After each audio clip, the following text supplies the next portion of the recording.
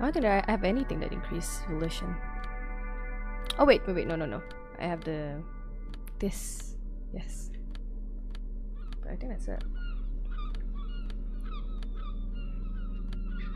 Oh wait. Okay. That should be it. An old call box with a matrix of push buttons. Whatever she says, it can't hurt you. You're a different person now. Stronger, healthier, and... Alright, maybe not healthier, but it's a bonus that you've drunk so hard you can't remember any of your past relationships. Oblivion's the ace in your corner. There's a light buzz as you press the doorbell, waiting for her to answer the call. It's cold outside, and you can hear the wind blowing into the speaker. A strange metallic taste fills your mouth as you stare at the intercom. There's the static again, whispering like a seashell pressed against the air. Yes, hello. This is Tricentennial Electric. Have you come to place an order?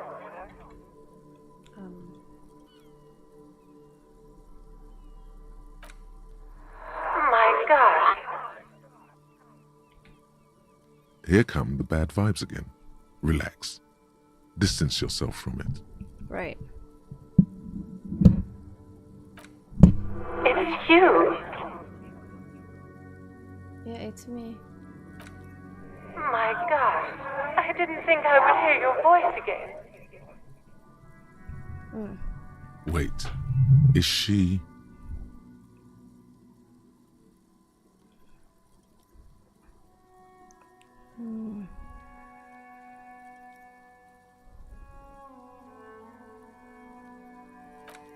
Michelle, just please.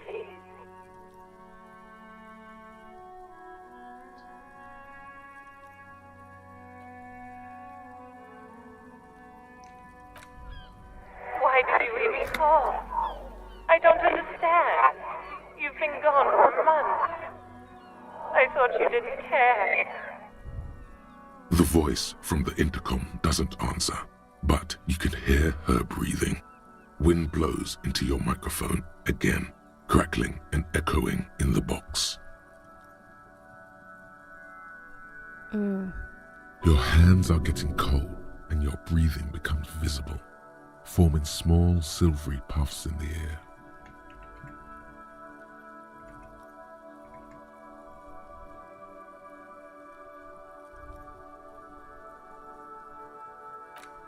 Ever since I came to work here, it's been different.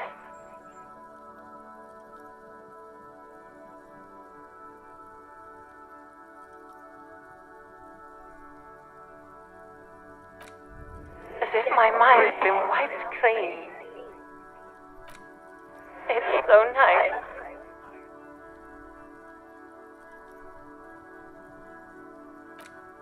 It's so nice to be able to finally forget about you. And then it hits you. She tries again not to cry, and still doesn't succeed completely. Her quiet sobs sound old and distant, as if her voice is being played off a wax cylinder. Real or not, your mirror neurons react. Oops, It sorry. feels painful to be listening to this. 1 second.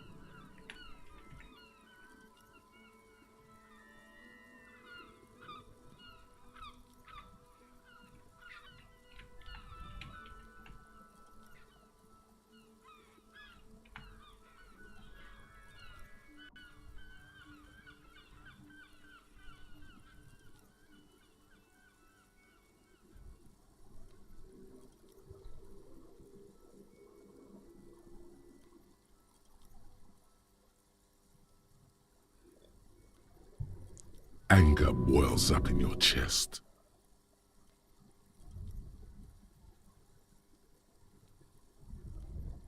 Her sound melts into the static from a long-distance phone call. From time to time, you can hear people talking in the distance, but can't make out any words. This is where you hung up the call the last time, but the recording is still going. A phone rings in the office with an old-fashioned chime, and someone walks by in a pair of heels. The static is like a warm blanket wrapped around the sounds. No one replies, but the static grows stronger like rainfall. Then a female voice speaks out, completely different from the one before, glorious and total somehow, crawling inside your head.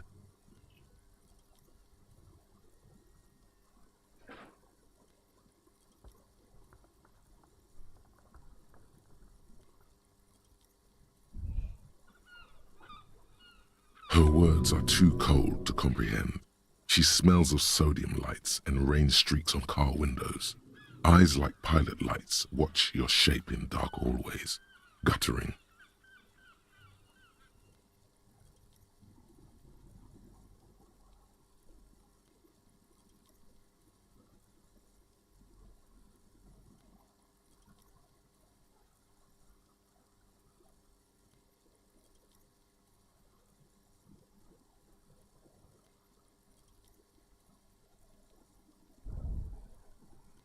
So,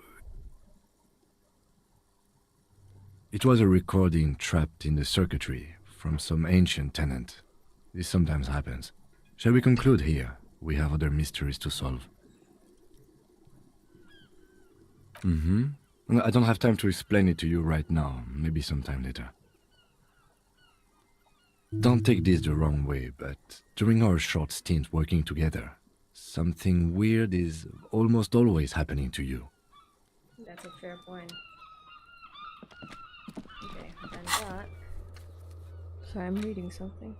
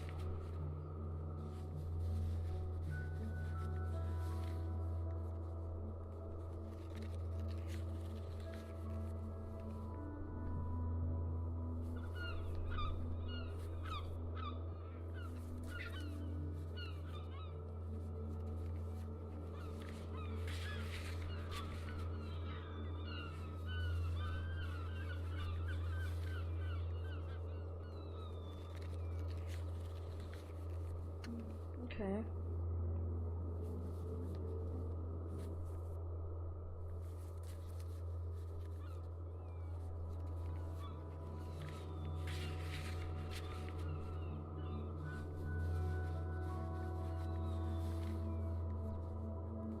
Okay.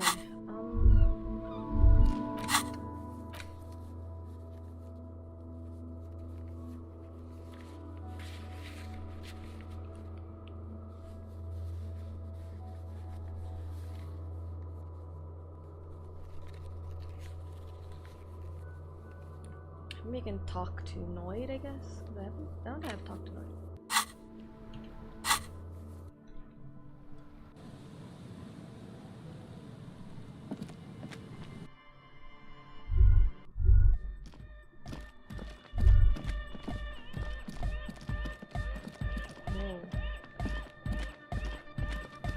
Yo, man. It's a miracle of carpentry. I don't say much anything as a carpenter anymore. I regret the time I dedicated to that. Why? You're a cop. I carry carpentry, that's right. Alone on an uninhabited island. He means something paranatural. He must... I would want to build a safe place for myself and my own as well. Maybe they were unable to face the nature of the world, perishing. A cop who's into building critique. Okay then, this is folk DeLoreanism, lawmonger, huh? It's a subset of early DeLorean architect, total. Everything between an ancient concrete cathedral and a glass cube like that woman there. Vertical, thin, white, like to show off large and intricate structures. Arches, spires, put you down with them. They were really into painting everything white too. Virginal shit, you know. Stands to reason it used to be white on the outside, before the sea wind took all the paint off. Slowly, peeled by the wind, your skin crawls from the sensation as you look around. Dead bodies of perennial plants. Sigma functions have left this place. It's a good thing we came along. The spiritual collapse has been total. I saw some piglets suckling their dead mother. Have you heard this one, cop man? After a short while, they shuddered and went away. They had sensed that she could no longer see them and that she wasn't like them anymore. What they loved in their mother weren't her body, but whatever it was that made her body live. End of quote. This is an high-quality carcass. The power of anodic beats and hard bass is needed to reanimate it. A Sarais man who lived a long time ago. An ancient hardcore brother.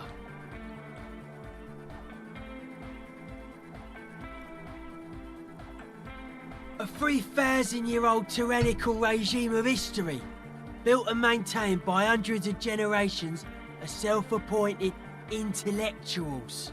It's false core.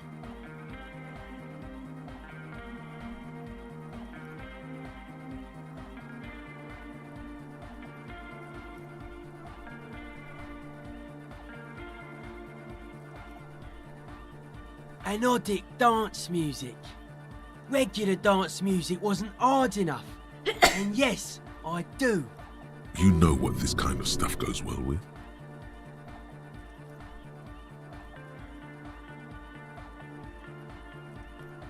Your pleasure response was more like, just wondering if he has any. I don't. Fucker giving me the evil eye.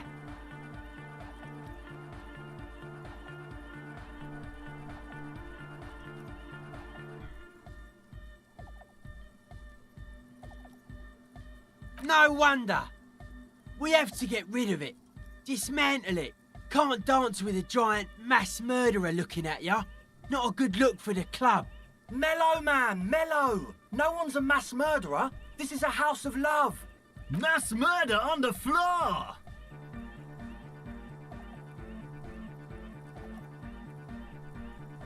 Humanism leads to eating sugar. She liked games. Her legacy, the thing we live in, isn't real life. It's a strategy for some kind of victory against a long-dead opponent. But, yo, I'm only annoyed. What do I know? There is. She is a party... No, that's not it. It's something more. Something closer to your skin. The speed freak looks the same way. It is dark there in the back of the church. For a moment, the music echoes. The world spirit that this Arno van Eyck track is an organ. The carpentry and glass cut. I like this question, cop man. She did not live the life of a human. She lived like someone who's playing a game. That's not the life that humans live. She was adored. Humans aren't. I don't know about you, but they hate me. And they do not think I'm innocent or some shit like that. Well, they loved her. They put all their love in her and forgot all about the rest of us. Okay. Odd to say, cop man, I did get to talk to them. Anyway, dude's seen some crazy shit, but he's actually a lot like us. The man picks up on stuff, And he knows a lot about the church. Good thing you didn't squash him.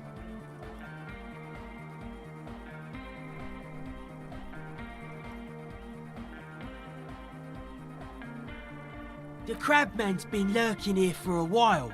Not like a literal encasement, confined, like, this is some old world shit. The Ubies are, I don't know. And it's not, it'll be fruitless though. The wood creaks as a gale blows by. Outside, dust particles fall through the darkness, settling down on the age-bleached floorboards. The structure does not feel particularly durable. No. It's pretty fucking unsound if you ask me. They should have built a club for anodic music around it instead. Anodic music will definitely contain whatever we're dealing with. And if it can't, well, seems to be the trend around here, doesn't it? You can't measure shit like this. It's not like substance. Like a concentric ring spreading out. And that is what caused the communards to fail in defending the beachhead. Yeah, a lot of failure has gone down around here. I don't know. Maybe, maybe not. It's not a thing we can answer, Copman. Even I have limits. I'm a limited size person. Maybe you can figure things out, Copman. I think we got on a good level here. The signs are syncing up well. Suspicious people are esoteric people. We don't go... It took us setting out for this. It's short for paranoid. A reasonable question. Say I get hurt. I want... it'd be easier to list stuff I'm not... This is a good, dangerous line of questioning. You should prod him on. I don't have a top 10 list of things I'm most suspicious of. But if I had one, the left-right complex would be number 1. Number 2 would be their sole accomplishment, the pig-wheat paradigm. I prefer not to. Both ask the wrong questions. Any spark of light from either one is accidental. Their combined movement's only concern is producing enough pig. The original mistake was assuming that words have more being than bodies. That's what led us astray. Whatever this true life is, you feel it's the real centerpiece of this mythology. It's our only shit. We should make better use of not being animals or cereal grain ourselves.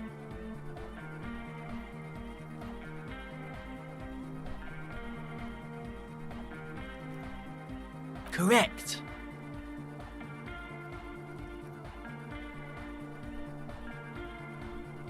His eyes flicker. The life is true if it's free from fear, an internal division among oneself, and upbeats and bright lights to... Just like that. The young man is dead serious about this.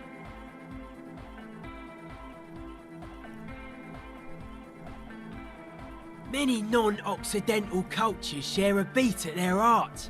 The utmost dedication. Thought Egghead usually has a better... Hardcore!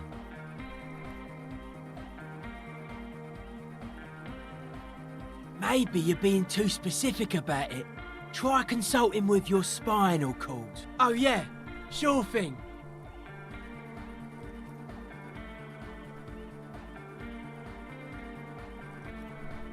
They're hardcore. They're just clothes. It's just a style, you know.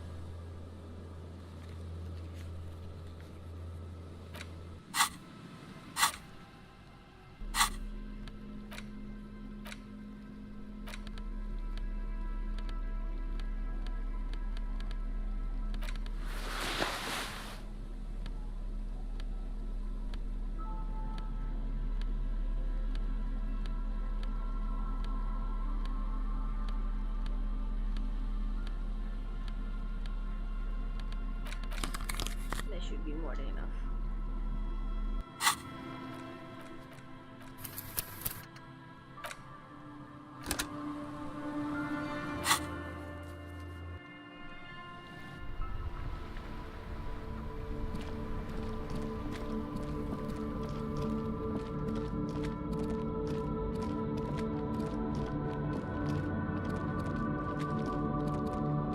An old monument stands in the middle of the traffic island, pointing toward the sea.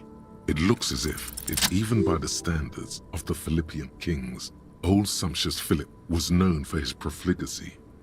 Well, he blew through the whole national treasury, starting the decline of one of the penultimate century's greatest superpowers, the suzerain of Revachol.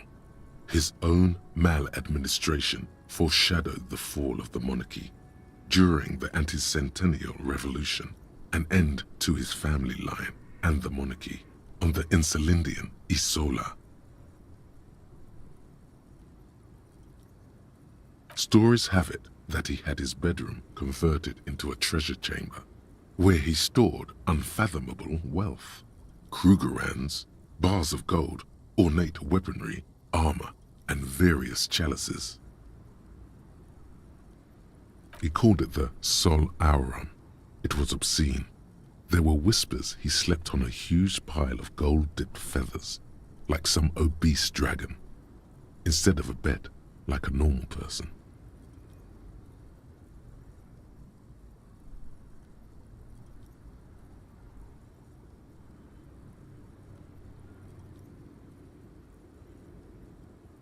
But wait, you haven't even heard about his fabled cocaine addiction.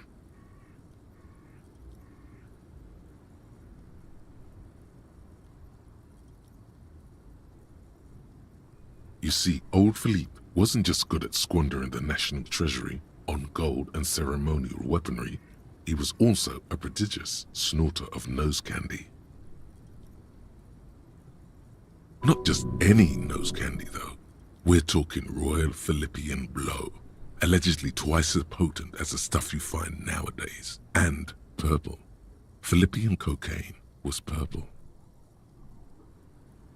His Majesty's courtiers said it helped him connect with the higher realms.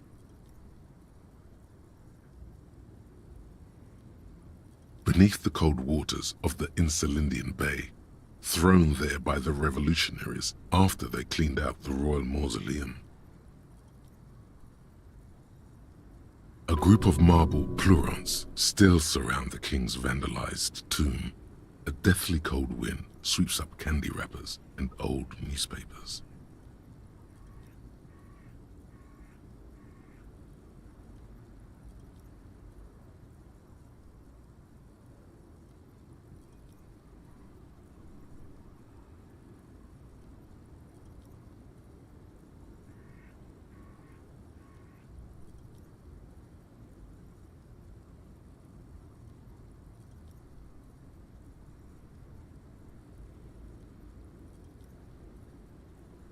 The original was blown apart by communards, then further damaged during the landing of the coalition's airships during the turn-of-the-century revolution, when Martinez was leveled. Most historians think the coalition's hasty landing may have ultimately saved the statue. If the communards had more time, they would have reduced it up to even finer pieces. Some years ago, a group of liberal, artistically inclined individuals, designers mostly, thought it would be ironic to restore the statue of the most wasteful ruler of Revachol in the poorest part of the city.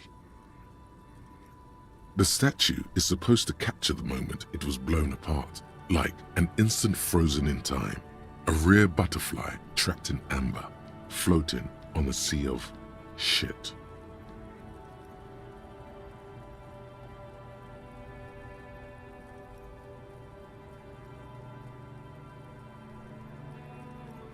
Neither do people in Martinez. The statue has proved to be controversial in a neighborhood mostly populated by the left-leaning working class.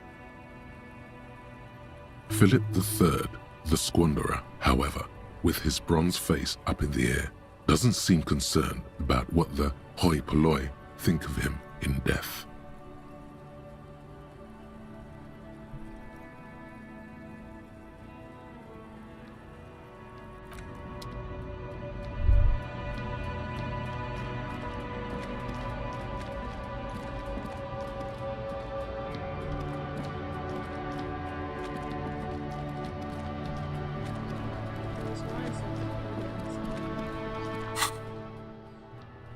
We're getting there.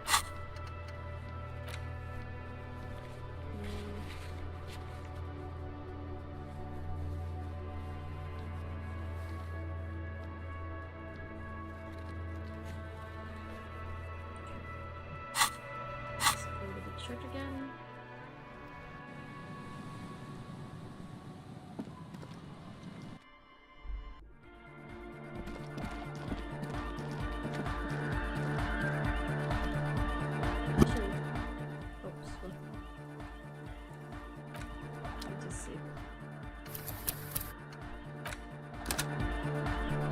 The mother of humanism stands above you, a precious and complex, despite the damage you've done to yourself. The title appears lodged. No amount of Commodore Red can wipe her sad smile from your brain thing. It has survived the deluge and haunts you. The highest category of historic individual, an embodiment of the world spirit. More, an innocence is elected to office by the founding party. And innocence is infallible. No, we are alone. 300 years ago, in the wake of the discovery of this, many things, you know she was draped in ancient sadness. Are you sure you want to remember this bit of historic trivia? Standing under a long, slender form like this, dwarfed? Exactly. Back out of this corner of your mind by choosing the bottommost option. To hell with this. But she was not hell. She is the opposite of that. There you stand, below her once more, with your hands on your side, momentarily at a loss as what to do with yourself.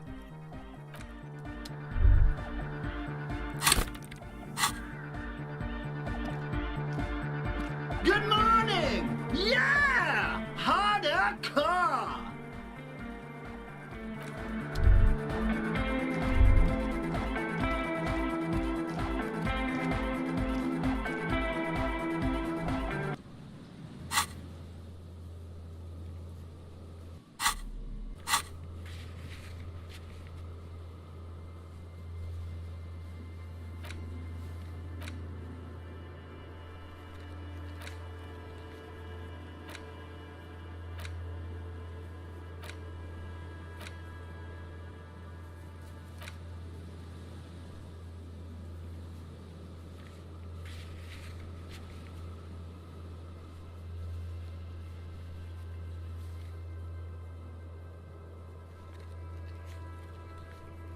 Okay.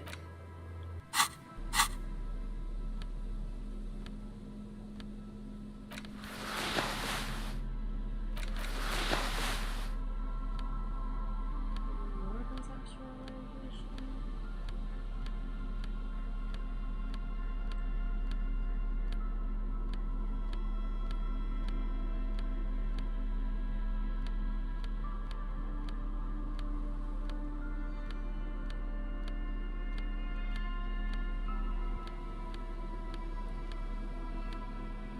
No, it's not. Let's go to Martin's again.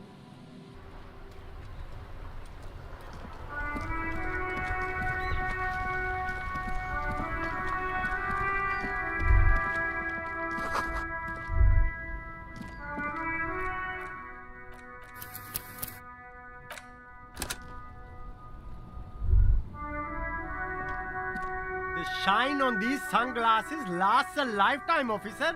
100% guaranteed. No luck. All you find is this lime-colored cellophane visor, produced by a bargain sportswear brand called Amphibian, apparently. There's a malformed green frog on its bent. Oh, that visor is perfect for you, officer. It'll definitely keep the sun out of your eyes while you're shooting criminals. Bang, bang! And all for a mere 6 real.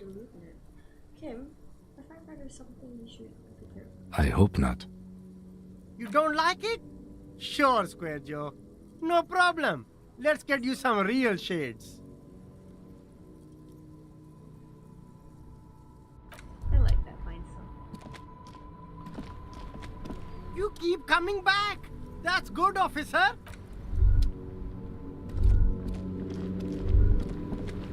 Okay, so that's locked now. What else? My conceptualization is quite shite, actually.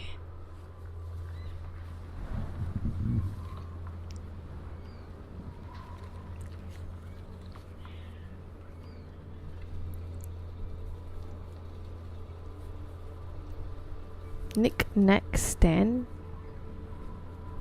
What is that? What is that?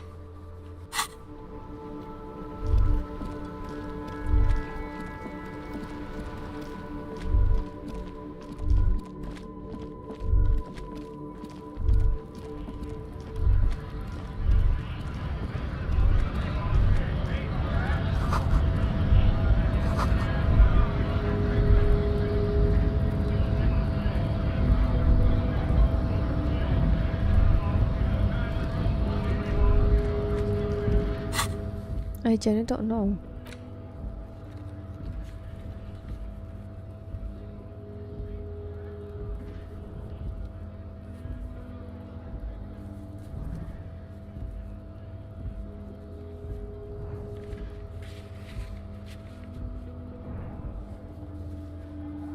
Maybe you can do the electrochemistry one.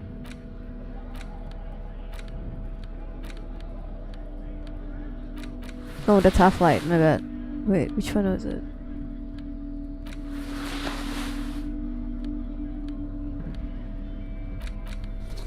Ooh, look at you.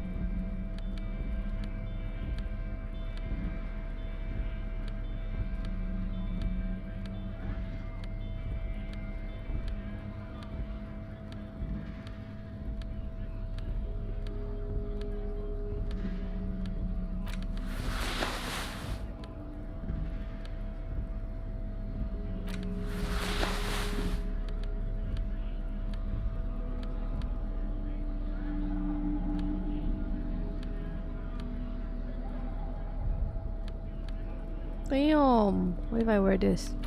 Oh, sheesh. That's wonderful. Let me see that. What a fit.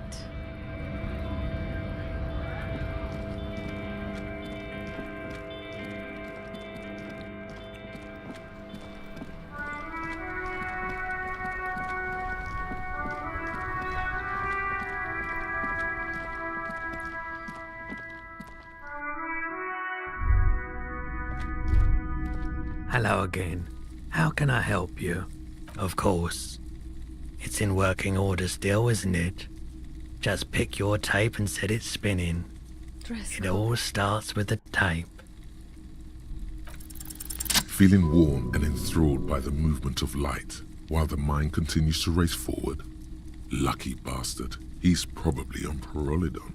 It's tough to come by on this. A drug developed by the military to treat and prevent radiation sickness. It has psychedelic side effects, and it makes your eyes turn yellow. I try to keep the shop at a comfortable temperature. There's a note of indignation in his voice. Interesting. Those triangle patches on his vest, you have a feeling they mean something, like they're similar to the halogen rectangle on your jacket. I was with the Emergency Relief Brigade. You know, after the People's Pile disaster. Had to take Pyrrolidon for radiation sickness. That's what you were hinting at just now, wasn't it? He's taken it for mental and emotional, not physical pain these days. A bad idea. Some poor leftist built a particle decay generator in hopes of bringing affordable electricity to underserved communities. It malfunctioned. Radioactive waste everywhere. Probably some of it in you too. We were an all-volunteer force. Self-organized. Tried to help. I lived by the river since I was a small boy. The Esperance. There wasn't much the volunteer force could do, however. There's a reason why everyone's tried to forget any of it ever happened. And so much disappointment. No one's. Everyone's. So much bitterness. A bunch of poor people built themselves a primitive nuclear reactor. The cleanup happened 15 years ago. So I came to Martinez. People. I like the theory more than the story. Outward movement, not vortices. Yeah, you gotta get in on those vortices, my man. No, we will not. There's 40 more minutes. What else?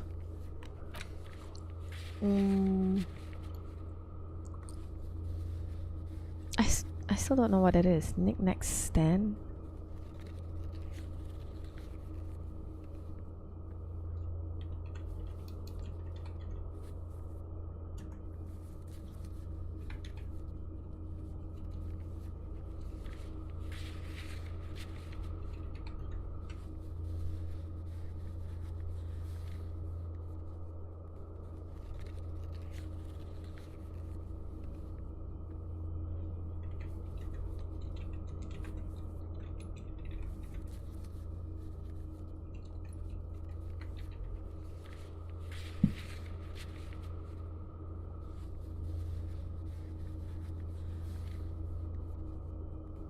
Okay, I'm googling it and it says it's actually in the pawn shop.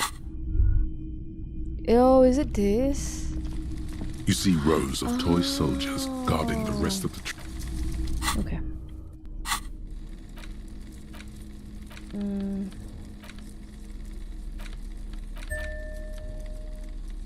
think that's all I have for interfacing.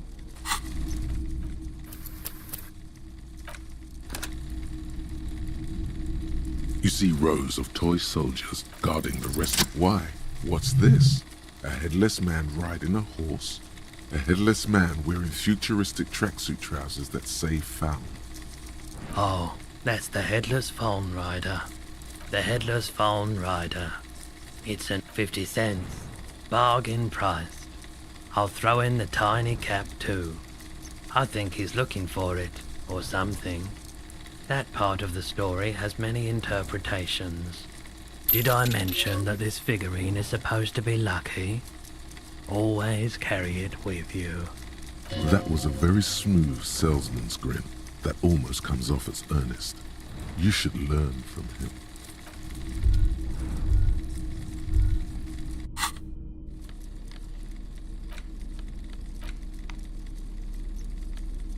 Okay, so that's done. What else can I do?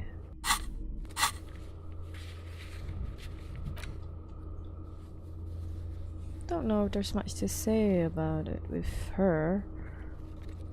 But I do have something from Joyce, don't I? Oh, maybe it's one of those where no longer applicable.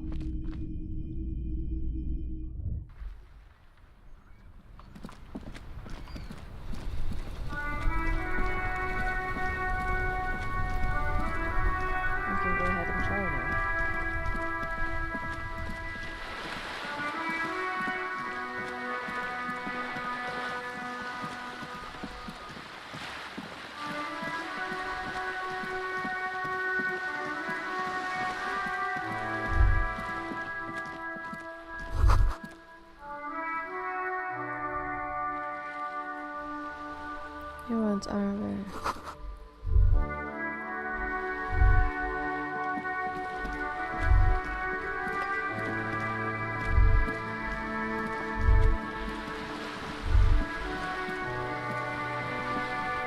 You're back. Good. What can I help you with? By love, you did. Fast, observantly, like an electronic printer. Pleased to meet you, Lieutenant W. Freighter Dubois. I am glad to see a man of high qualification. The situation is precarious. What can I help you with, Lieutenant Freighter? She's not even asking you anything. It's so easy to just say.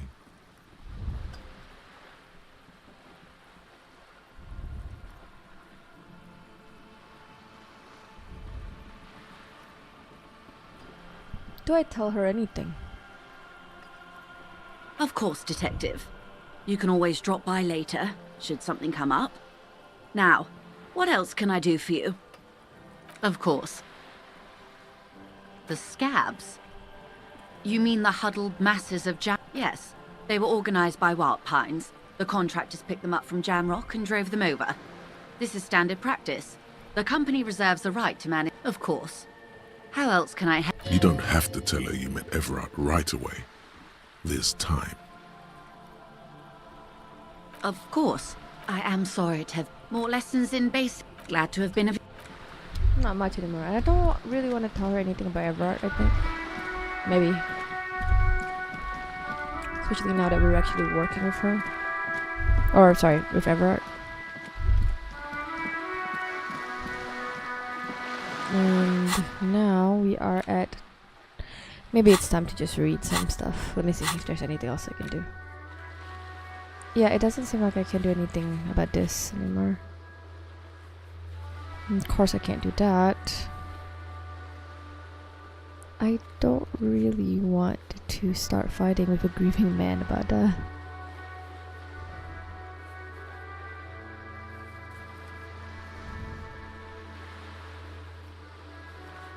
Okay. Let us read. Or should I try to smoke? You can try. Maybe use that.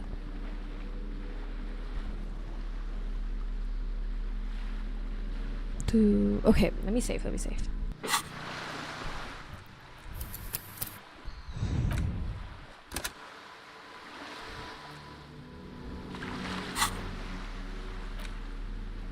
gonna start putting up our conceptualization outfit again.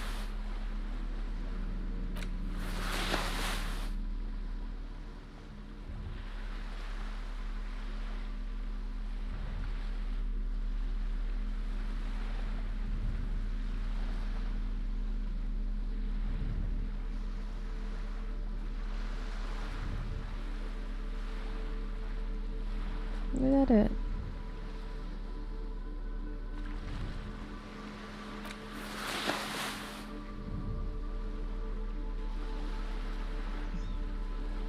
Okay.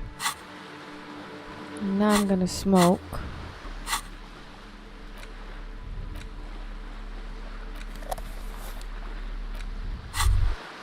There it is. A brave little... You picked the best one. This soldier is fattened. Oh yes, Bratan! Please light up! You need a trooper between your lips right now! Calm your shit down! Go to Pleasureland! Become a genius! People are watching. What a pussy. People are always watching. That's what makes it cool. Now get a load of this rock and roll cop here, people. Johnny Thundercop fishes a cheap lighter out of his pants. With a flick of the thumb, there's fire. A primal satisfaction. Here we go. Repercussions. There's a high risk of glory. With a mild chance, cool genius. Smoking makes you into an intellectual. Everybody knows that. It will help you concentrate a bit. That much is true. It only lets you concentrate because you're in nicotine withdrawal. It only mitigates its own. Blah, blah, blah. Boring. Light it up. Thick, warm smoke gets sucked down into your lungs. Immediately, you feel a warm nostalgia fill your head, body, and soul. In the bottom right corner of the screen, there's a cigarettes button. Cigarettes gives +1 to intellect skills, logic, rhetoric, conceptualization, visual calculus. Why does art inspire you so much?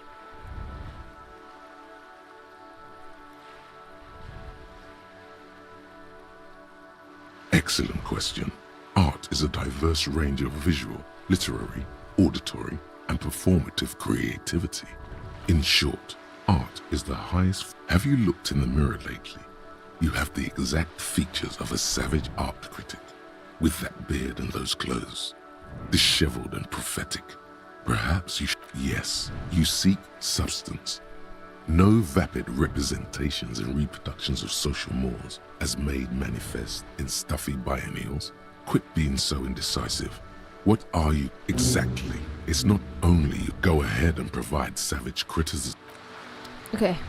I'm not gonna do it, but I just want to have it at this point. I think I should save at this point. Let's see if I can do this now. Just an ordinary wall. Not Nothing to the see best. here. Yeah. Why? It's Why must we stop to look at this wall every time we pass by?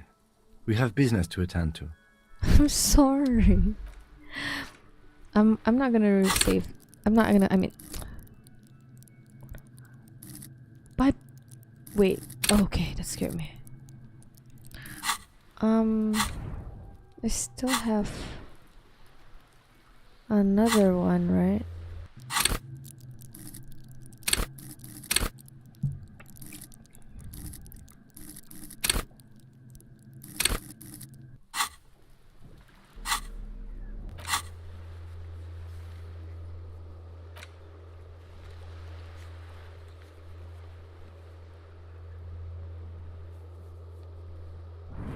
Let's go to Tommy.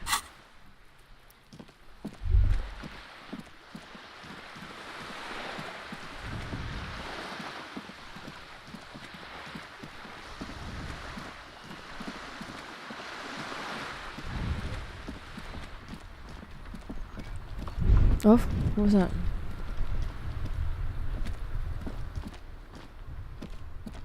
What was that?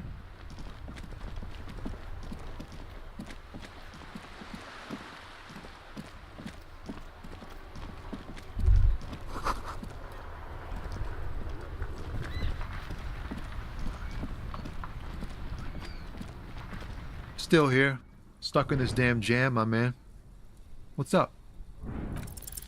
Wait, there's something here, stored away in some dusty corner. It starts like... Whoa. What else? Whoa! It is a chalice held out to you in silent communion. Silent communion. That's good. Where gaspingly you partake of a shifting identity never your own. Dang. That's some great shit. You came up with that yourself. Did you? I don't really know.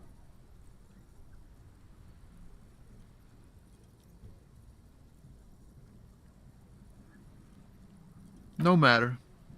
Great verse is like that sometimes. Ephemeral. You might not look it. Seems you have some literary chops. Maybe there's hope for me yet. Just messing with you.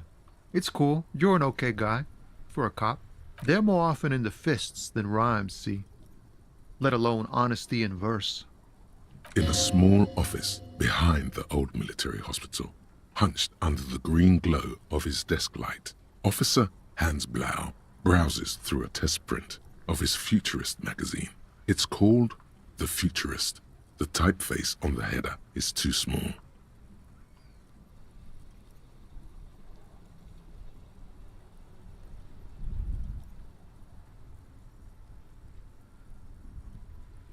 Well, you've given me some hope, I guess. Give you a thumbs up. You found some common ground with this man. Even impressed him. The next time you look in the mirror, though, remember those words. Okay. Scary.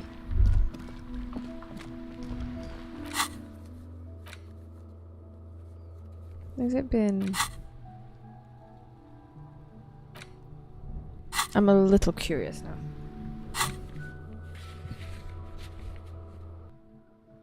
In the mirror? Like, seriously? Give me a second, Kim. An old mirror hangs on the wall. You see the reflection of your face in it, adorned with the expression. Okay, hold on.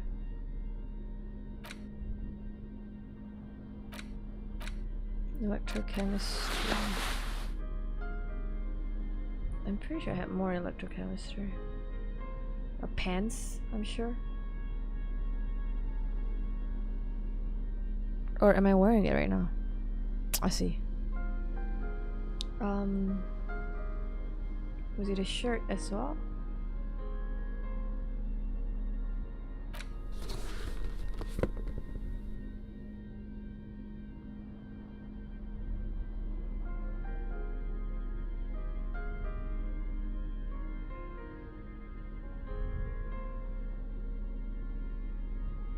Same thing. Okay, well. I don't think there's any hats or whatever that can give you electrochemistry, unfortunately.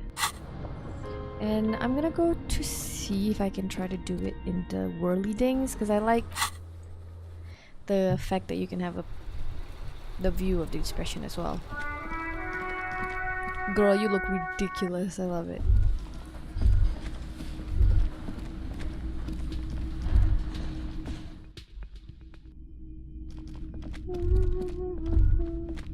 Oh. Hey Kim, wanna come in? Have you been here with me yet?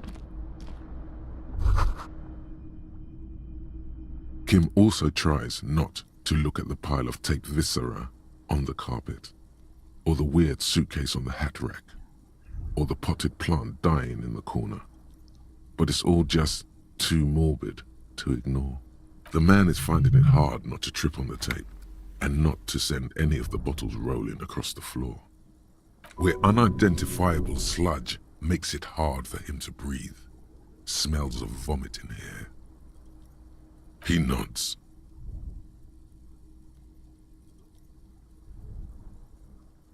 No problem, officer.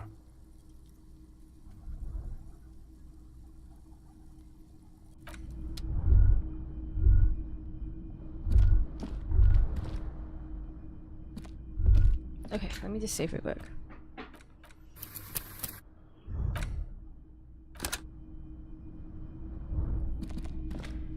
A mirror hangs on the bathroom wall. It's barely covered in steam anymore. It's your face in the mirror. It's like something snaps in you. A nerve ending. A thought. A sadness. Your face in the mirror is suddenly clean of the layer that had distorted it for God knows how long. Just like that, it's over. The running gag that your life had become. A sad old man looks back at you.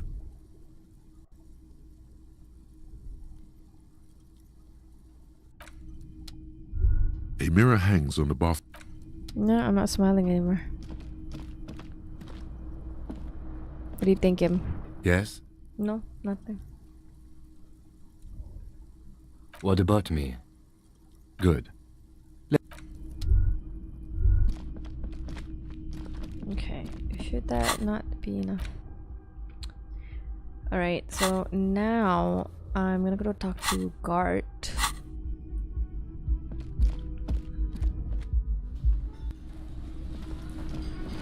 Hey Gart. Oh wait, there's something. What's that?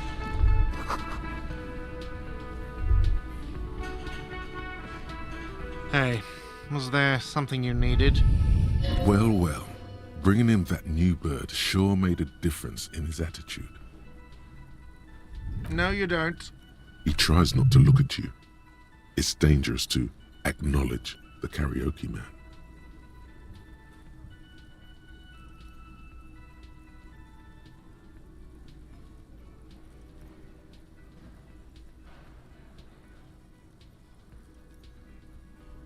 The whirling doesn't need more sad style.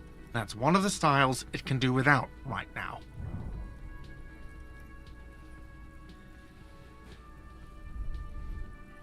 It's for no one. It's a prop.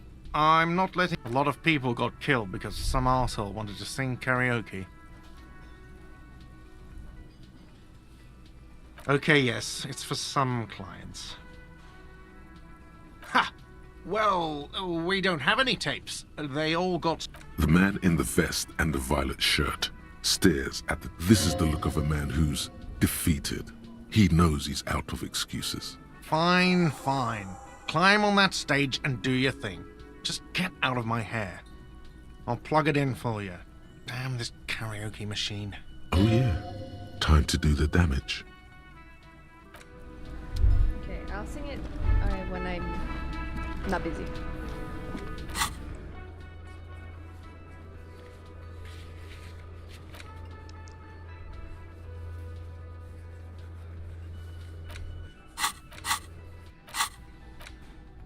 Well, it's almost done. Okay, at this point, I think I will just read it. It's the ledger you found in the track. It takes about half a... It would be. That's all. Toxicology. Who knows? Don't worry. One day, you may still catch the man with the square gun. Not done yet?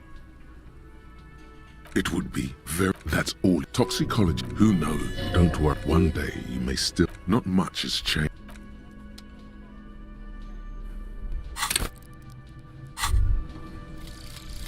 The precarious world. How not to lose. It is impossible not to. The world is balanced on the edge of a knife. It's a game of frayed nerves.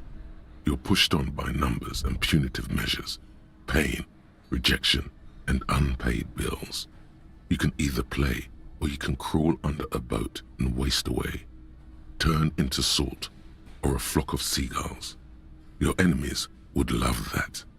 Or you can fight. The only way to load the dice is to keep on fighting.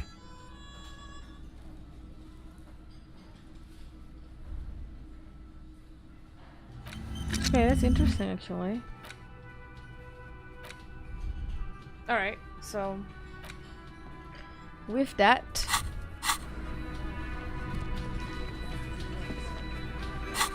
I'm not sure if I have to prove my authority. Yes, I do. Okay.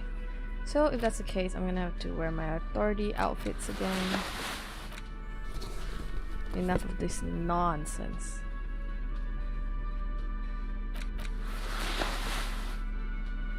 What in the world? Oh, it's Kim. Maybe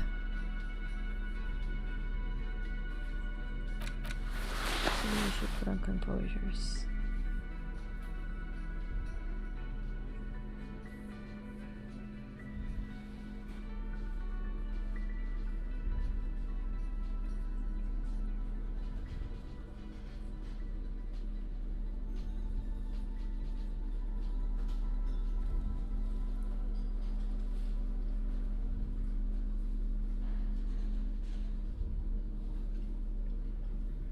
Okay, let me just save. And now I will talk to him. It's you again. What is it?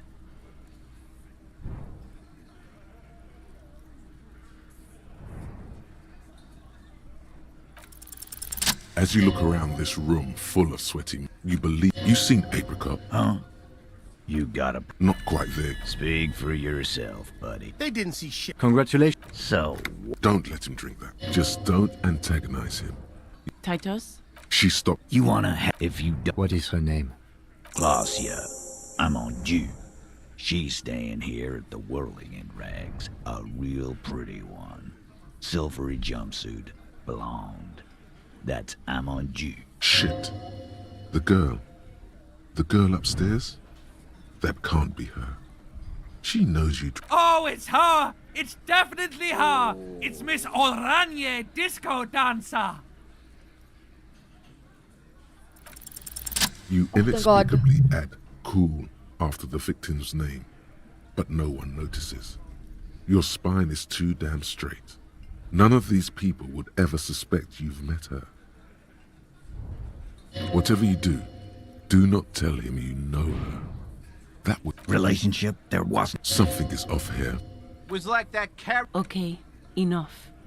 You did it before we killed him. He's not gonna do it again. It would help if we establish it. All right. 2 weeks, maybe? Here you go, boss. I know her. How well do you know her? Well enough, Copper. He tries to make it sound real casual, but the... You mean Revachol? Nah, she's an immigrant. Don't you give her any more trouble. Shut up, Angie. She doesn't... Titus gives them both. What's with all the silences? It's like these guys don't know how to feel about this. You should keep picking at it. And what was up with the partying she and Titus did? It sounded fun. What do you think I meant? Yes, yes, and no.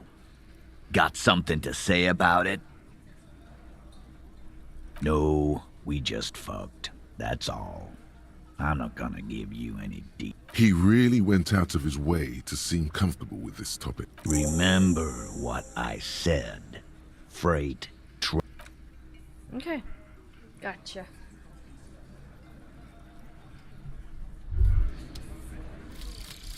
Cleaning out the rooms. What if you didn't lose your memory?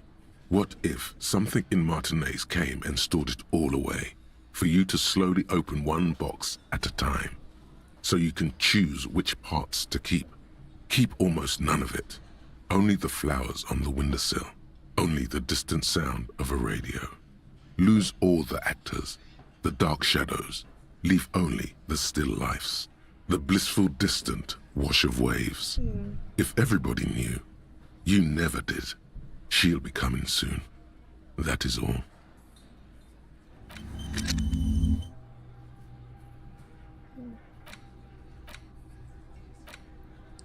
I'll leave that first because I think I want to go talk to Egghead about it. Actually, let's try it now.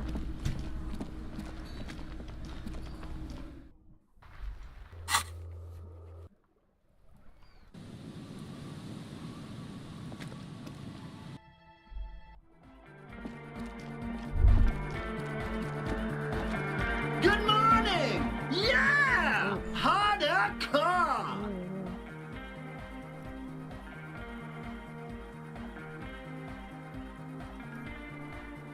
Okay, like, let me just save real quick.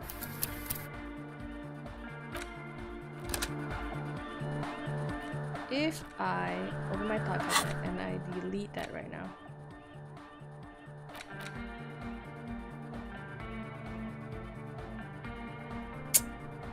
I didn't notice that icing. Should I remove anything?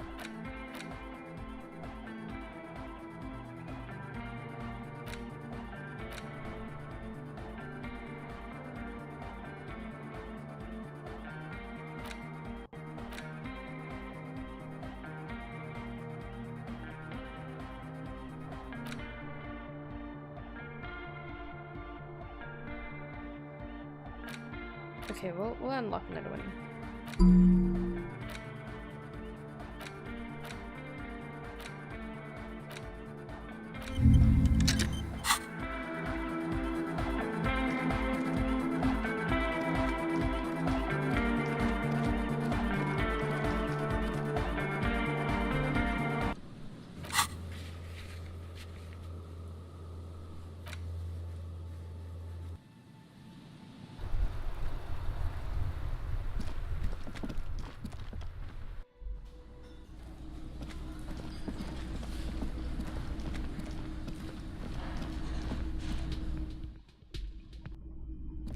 Alright, let's save.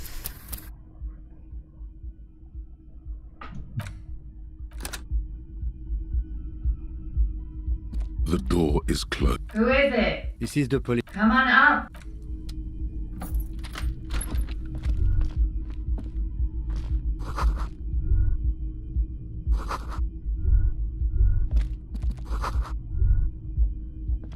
Not as bad as yours.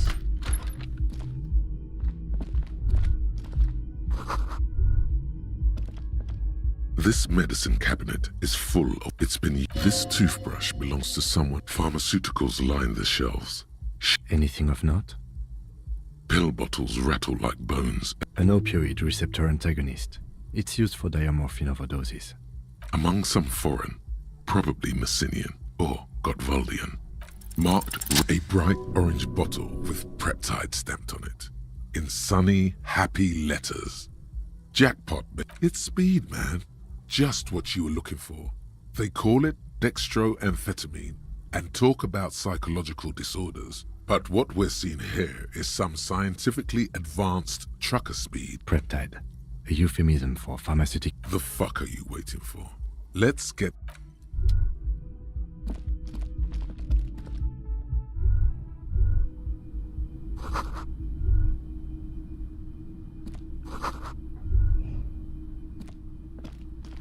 This window, smooth as ice, following your lead. The lieutenant leans in close. Looks like it, yes. You know which window has not been recently replaced? Yes, that one. Cold wind. Stop distracting him! He has work to do! Plus, if I recall, the window has been giving him shit ever since he...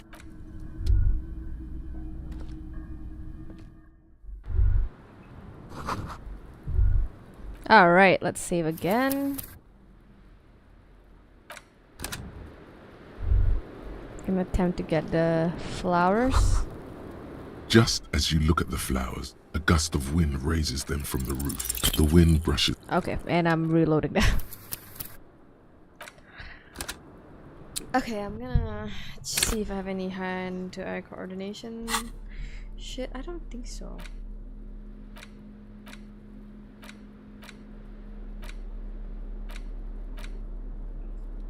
I don't think I do. But I suppose I should try to do empathetic quotes before I talk to her.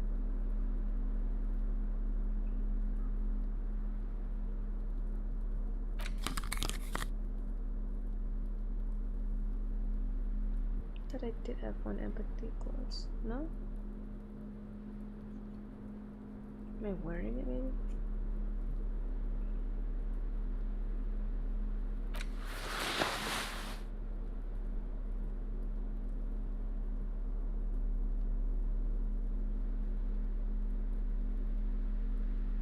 That's true.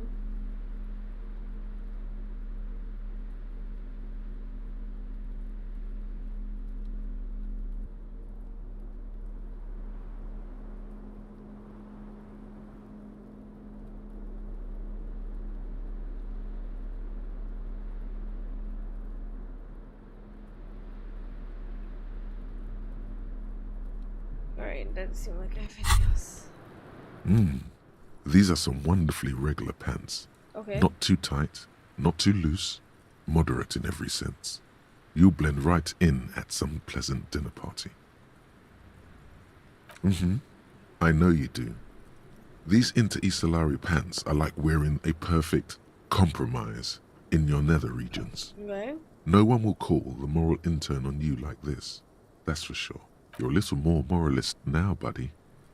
A little more normal, even if you didn't want to be. Makes sense? This is what wearing boring office trousers does to you.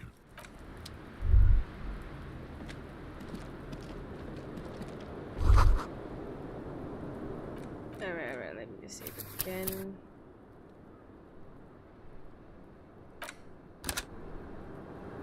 Just as you look at the flowers, a gust of wind you catch a single white flower between your fingers. The rest fly off into the wind. It's a Maybell. The young woman looks at the Maybell in your hand. Just a glance, then takes a drag of her cigarette. The lieutenant gives you an acknowledging little nod.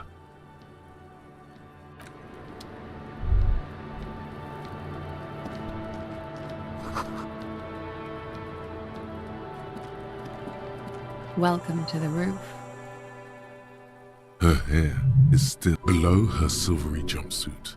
An athletic... I'm sorry for the mess down there. The cleaning lady... It's much nicer now. Where the dead body... Thank you for that. There is something in her light brown eyes. A sadness. Oh yes. Legends of room number 1 have made their way around the building. They say a portal to hell has opened in there.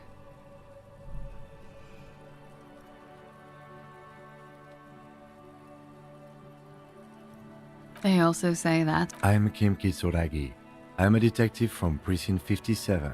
I see you've already met my colleague. This does not come as good news to him. Have I ever? Have you grown accustomed to your role as a police officer? Oh yeah, feel the power.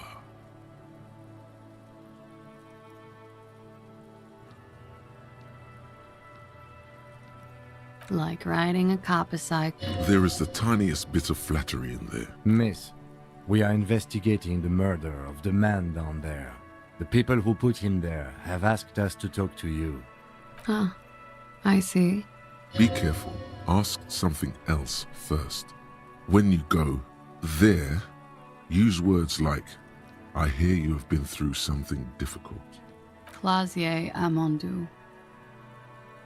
Vredefort, Republic of Oranje. A bad memory, officer. Of lilacs and lightning. What's so bad about that? Nothing. If you're no longer there. The conference centers are filled with people who get angry at you if you do something wrong. Sooner or later, everyone does. I'm 28.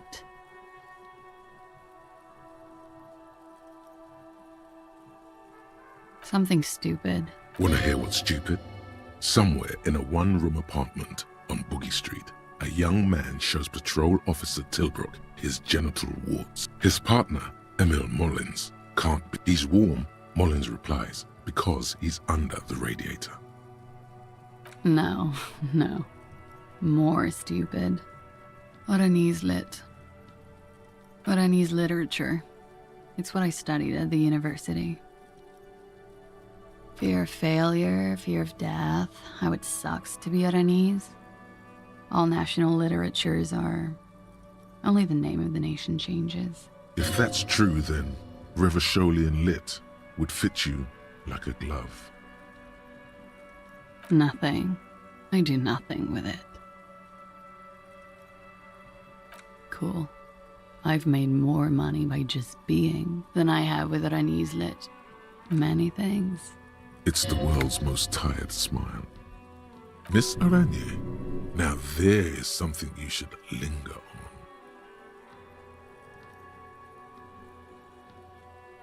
on. All things considered, very. Now linger. Mm-hmm. I'm afraid you can't, officer.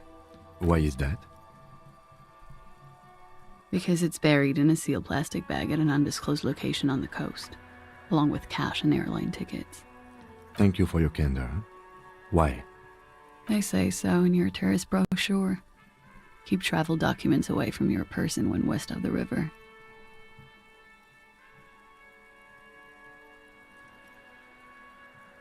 If I were to lie to you, I would come up with a more mainstream name than Clausier Mondu. It's a weird name. Okie dokie. If any of this made her nervous, it certainly doesn't show in her expression or her movements. The record. So official. Yeah, it's pretty deluxe. No one likes to talk about their dirty laundry and their empty bottles. Maybe if you phrase it emotionally.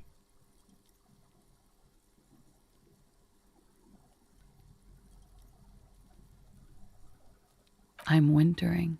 How long have you been staying here? About 4 months. I came in November.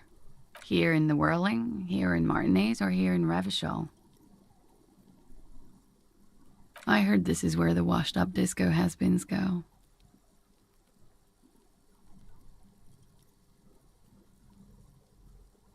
I'm really not. Yeah, I've contaminated it pretty bad. The contamination spreads from room to room. First, I escaped upstairs. The SAD got that too. Then I found the handle for the summer door. For me, it's a mix of me with a lack of cleaning services. How about you? Talk around the establishment is, you have an industrial SAD spill in there. Somewhere below, military-grade SAD is dripping off the walls. You should say the first thing, It's honest. It will lead to introspection. That's where it always comes from, isn't it? From the head and from the past. Sounds like an advanced form of what I've got, with a bit of old love sprinkled on top.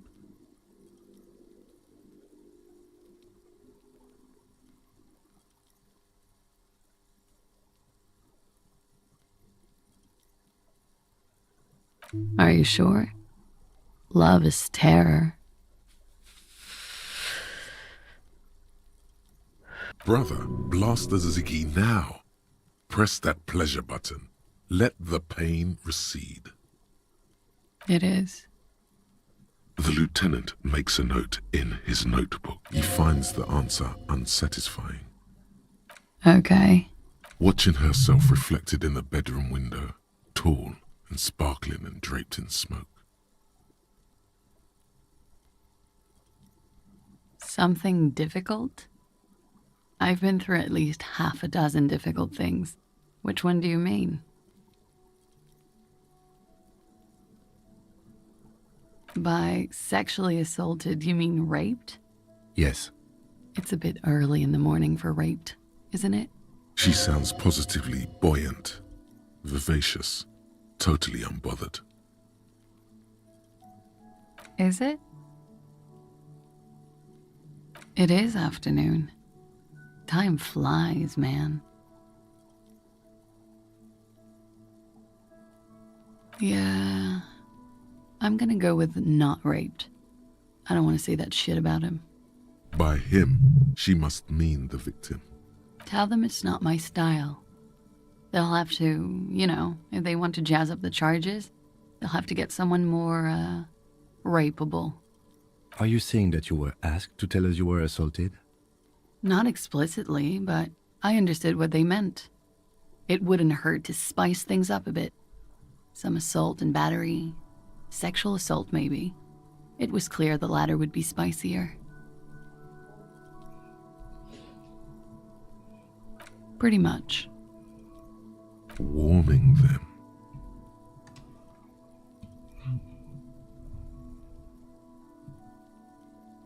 We partied.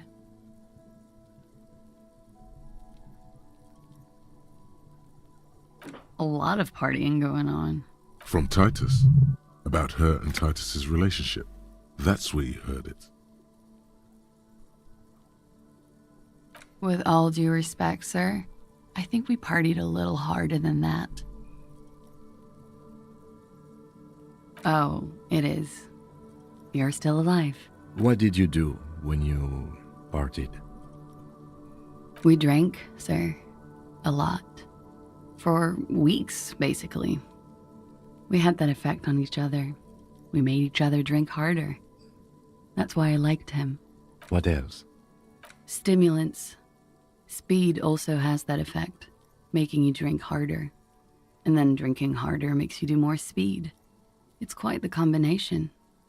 We also had sex. I guess you can say that, yes, a bit. Lovers is such an emotional word. But there was something there. We did enough drugs for there to be. How did you two meet? Downstairs, at the bar. He was on some sort of assignment, a military man, as you probably know. Had a cool, scary scar. She appears aloof, but that scar part, the scary, is stressed and drawn out. What's that about? Apprehension? With longing. She misses him. When was this? A month ago? Something like that. Oh, yes. I've had a great view. From the roof, out of the bathroom window, in my dreams. A bitter cringe. It hurts. You look to the lieutenant. He takes a small step closer. You called us, the RCM.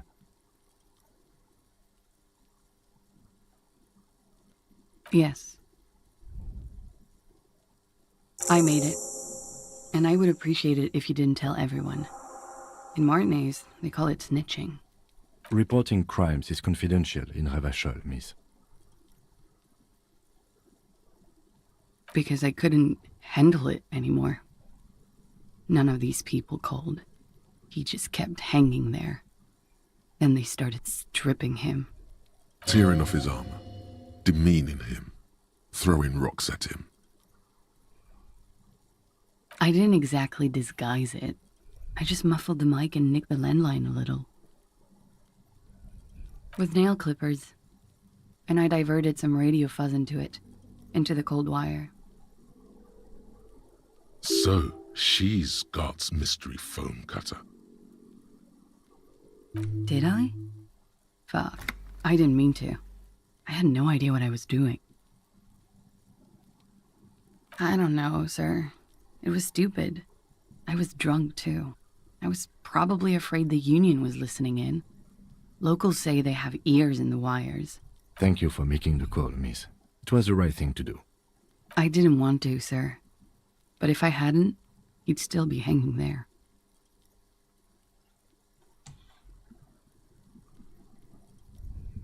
I'm sorry, I can't do it. Not right now. Later, maybe. I keep seeing him. Like he is now.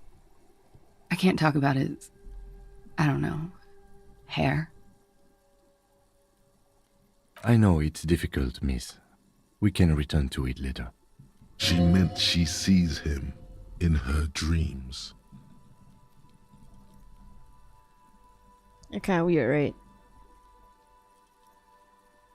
You have? Not like I do, I imagine. She sees them in each other's arms.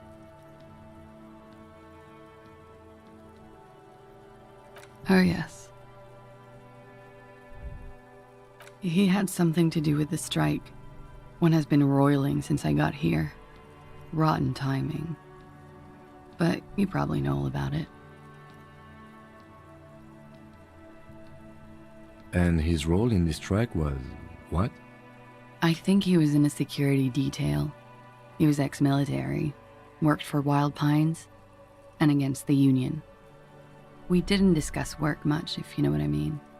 But I understood it was dangerous. And they lynched him for it? She nods. Ooh. They're frequent guests downstairs. They have a booth for Union members. They're probably down there now. Over drinks. It's been a long, boring winter. A little, yeah. Like you partied with the deceased? No, not as hard. I'm sorry to have to ask this, but have you had a physical relationship with any of the Hardy Boys? I have. Which ones, sir? I don't remember precisely. Titus, obviously. But as I said, it's been a long winter. Could that have been part of the reason they hanged him? I hope not. Actually, I know that's not the reason. I'm careful about that kind of thing. Not crossing the wires, you know? Men like that? I don't know. It's the way their imaginations work.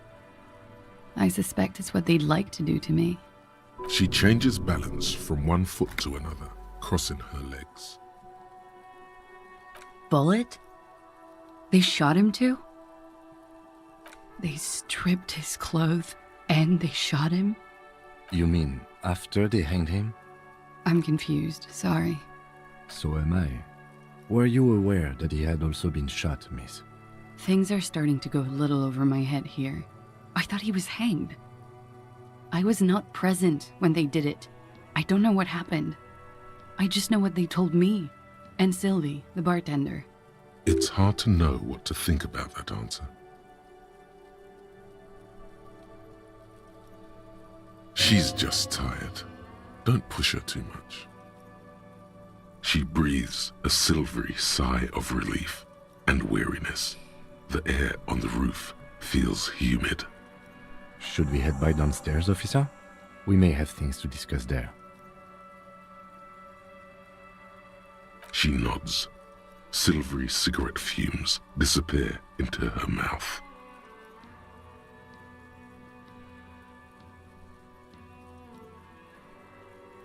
She looks at the dried petals in your palm, then lightly touches one with her fingernail. Chipped white polish covers the nail. It's long and sharp, like a mini dagger. The petal crumbles on contact. Pretty. Looks like a dried maybell. Is that the one you caught? Sambo style? A martial art, sir. Is that it? Why was there a flower on the roof? Or an admirer? Admirers? I'm too old to be a debutante. And this place is no fashionable society. Yes, you're just one room away. Very personal.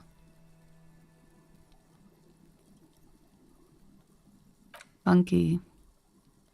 Why not?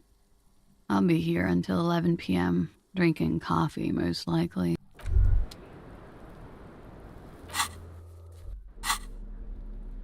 I just need to put my volition on.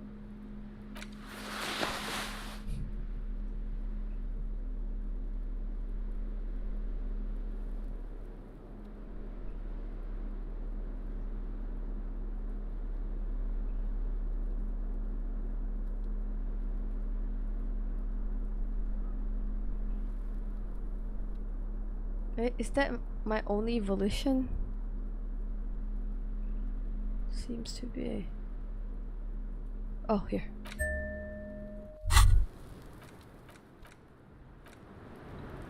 Can I not save? Because of this? The Jamrock Shuffle. Right. Go ahead. Give it to me. In a way, yes, you are treasure hunting. Most officers from Precinct 41 do what is called the Jamrock Shuffle, cracking open containers. Most of them are from Jamrock or Coal City, the poorest parts of Revachol, that also overlap with the network of royal catacombs called Le Royaume, just beneath the streets. As children, you would all go underground, hoping to find treasure, and come back with a rat's tail or a used needle. That playful curiosity must still be in you. Who knows, maybe one day the Orbe de Montagne, the Holy Scepter, and the Cocaine Skull will all be yours. Okay, sweet. I think I might want to forget about that one. I was just thinking, what a nice evening it is for taking part in a murder investigation. Soft, light brown eyes look back at you, directly into the space behind your eye sockets. You see the smoke rise from between her painted red lips. She's beautiful. I have bad news for you. What? You know these guys? Who? Me? Me? That's funny. Yes, you. He's talking about you, you groveling sycophant. You too. What's happening? Me? Get out of here. I'm solid.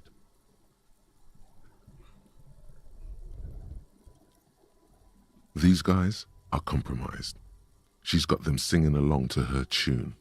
The little bleeps and bloops you trust for info, you can't trust them anymore. Oh my god. What? Believe it. Which ones exactly are affected? There's no way of knowing. At the moment, I'm afraid it's best to assume all of them. Bullshit, man. I ain't compromised. Especially that guy. That guy's the most compromised one in here. It's so funny when they're talking to each other. No fucking way, man. I just want a drag of that sweet menthol Ziggy. Really? Quick, tell me what's under her jumpsuit. Glory, truth, softness. Protect her. She wants you. Oh my god. I take it back. He's got it pretty bad. But this next guy's on another level entirely. She likes you. The crown head is a boring combo. Oh my goodness. He's jealous. This is human nature. So it is like a hit. Oh, look at that. How did this happen? How it always does, through subtlety. Okay.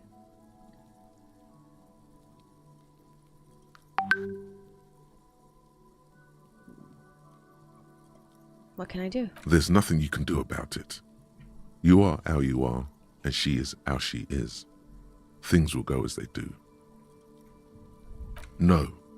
But use your system. It's better to know you're being played than to be played without knowing it, is it not? That's true. Does it mean he's been lying to me? I think it's safe to assume, yes, Mr. Thespian here hasn't been speaking up. If he were, I suspect there would be paeans to her truthfulness. Like this, no, he's not going to show up. I'm sorry, your lie detection isn't working. It's not her doing. He's just totally inept. It looks like you're also an idiot, but that's not her fault. My drama is too low. No, not an idiot. You're just more of a sensitive type. Thinks with his heart. This woman's pain draws you in. You can't draw a sound conclusion. The one who usually does says, huh? No, Mr. Conclusion. You're always kind of limited in your analytical abilities. That's not her fault, but still. Don't worry. It's only been 4 or 5 seconds. You've got this.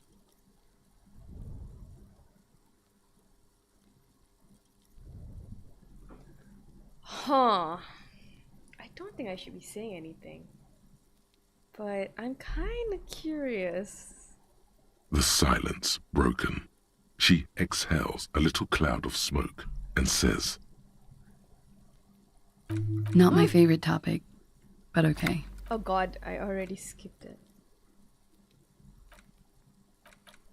I'm gonna reload that. Accidentally pressed it. It's such a shame. Okay. I was just thinking, what a night. She looks back. I lost to a 3%, girl. To a 3%. I was just thinking. Soft, like I have bad. You know who? Me? Yes, you too. Me? Get out of here. I'm solid. These guys are compromised. She's got them. Believe it. There's no all bullshit, man. Especially that guy. That guy's the most compromised one in here. No fucking way, man. I just want a drag of that. Really? Quick. Tell me what's under her jumpsuit. Glory. I take it back. He's got it pretty bad. She likes you. The crown head is a boring how it always does. There's nothing you can do about it. No. It's better to know you're being played than I think it's safe. No. He's not going to show up. I'm sorry. Your lie detection isn't working. It's not her doing. He's just totally inept. It looks like you're also an idiot. But that's not her fault. No, not an idiot. You're just more of a sensitive type. You can't draw a sound conclusion. The one who usually does says, huh? No, Mr. Conclusion. You're always kind of limited in your analytical abilities. That's not. Don't worry. It's only been 4 or 5 seconds. You've got this. The silence broken. She exhales a little cloud of smoke and says, God, no. Okay, let's go in here first, Kim.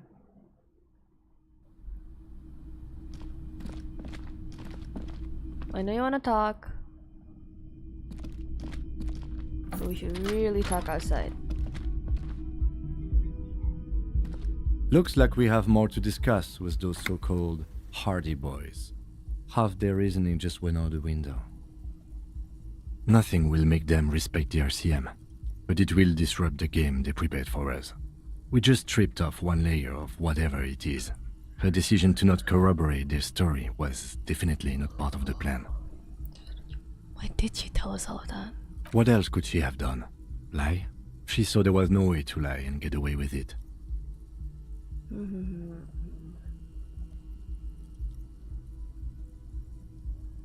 If not you, then me. It was a smart move from her.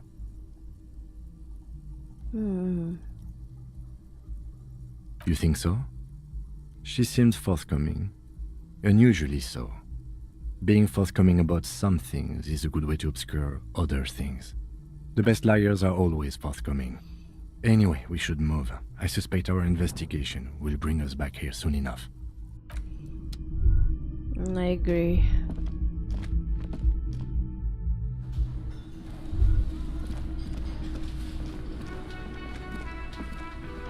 Alright, let's just save again.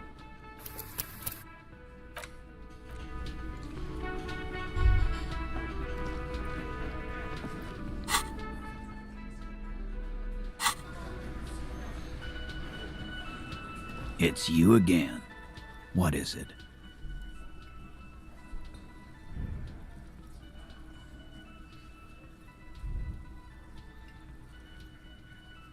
Again? Yeah, whatever. Fuck! I knew that fucking whore couldn't be trusted. You've hit a nerve. Titus is furious. No, more than that. The loyal Titus feels betrayed. For the record, Titus Hardy did not explicitly specify the victim as a whore, nor did he say anything about trusting her. Oh, shut up and stay out of this, Liz.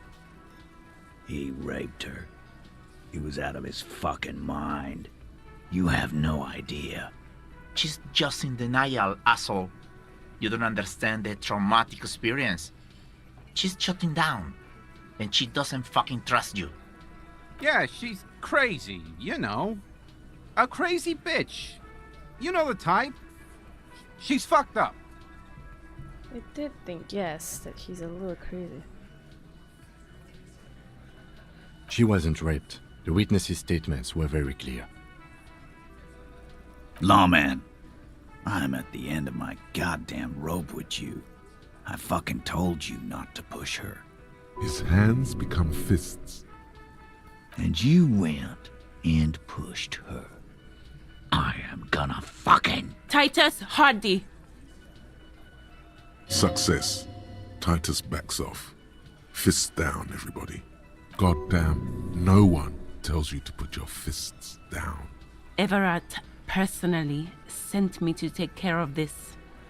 If this goes south, we'll all be in the shit. But you, Titus Hardy, are going to be buried. Am I understood? The room is so quiet you could hear a pin drop. The rest of the cafeteria has gone quiet, too. Someone has to rush in to break the tension. The second in command. Look, Copper. We know that that fuck was a rapist and a killer. We got him confessing to it on tape. Show it to him, T. What's the... Here, jerkwad. Listen to this shit. And then come back and tell me the soldier of the apocalypse was an innocent man. You don't care about evidence.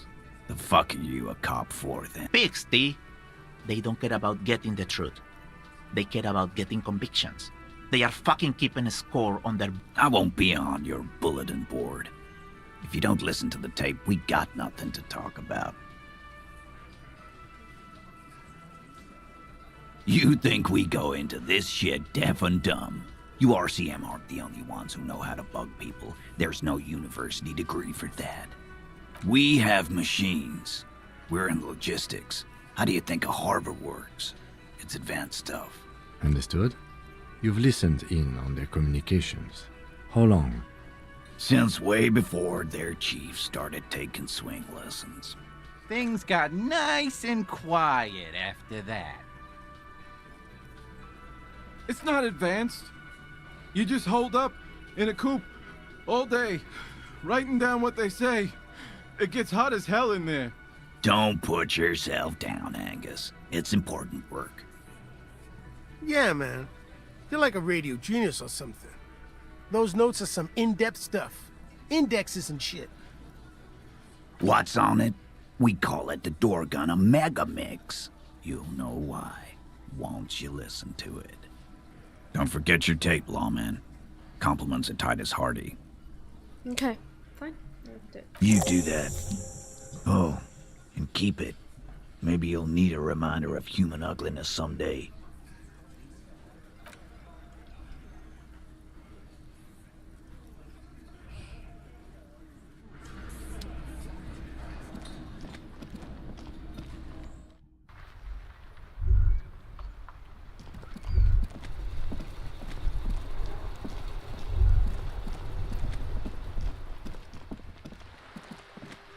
Over here.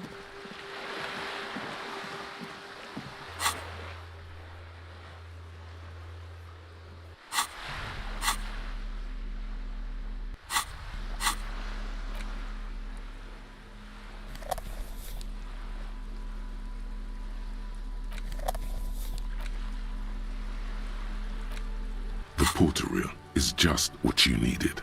The reels attach to the apparatus with a satisfying click. The tape is routed behind the magnetic reader. You push Command Set, and the tape starts spinning. Violent static and machine sounds fill the air.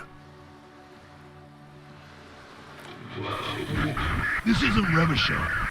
This is a fucking village. I can almost see the elephants. The harbor. That's the son of a Kvalson crane. When this shit is done, I'm gonna tear that place up. Soldier of the Apocalypse style. Kill shit. Dogs and chickens too. Gonna run a room, Cordy. A real nice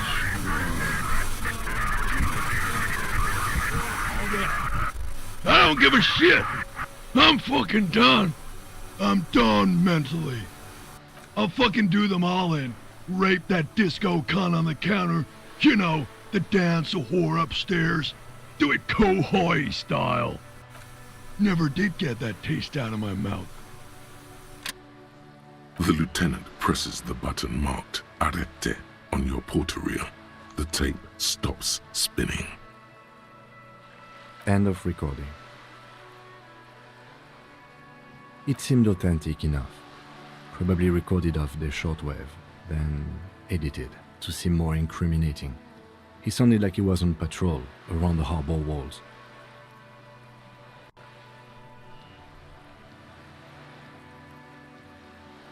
Still,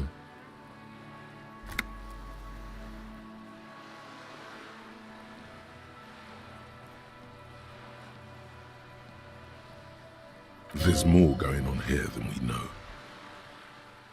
Corty could be short for Cortenard, one of the other mercenaries, the one he was talking to. Probably the mountain at the harbor gates. Mr. Right to Work. A village on the Samaran Isola, in South Safre. Grad committed war crimes there, the kind of thing he talks about. Who knows? Maybe the tattoos would have an answer. We would need to know the story of this man's service. I think we've got a few more questions for class here, don't you? This seems to contradict her testimony, at least to some degree. As you take out the tape, the boombox tunes itself back to the cheery radio again, spewing out beats like it's a Friday night. The contrast feels chilly, inappropriate even. Mm-hmm.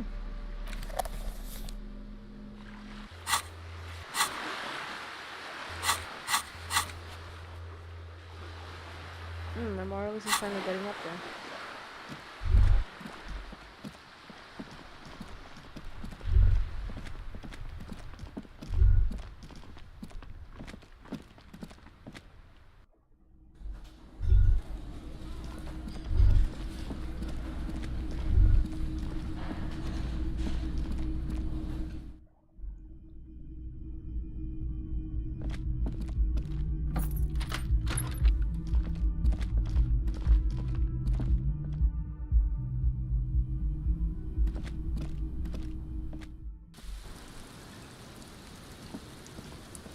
The same small, heavy door. No lock in sight. It's barred from the inside. You hear the bar rattle in the brackets. Sounds like it's heavy, too. Very sturdy.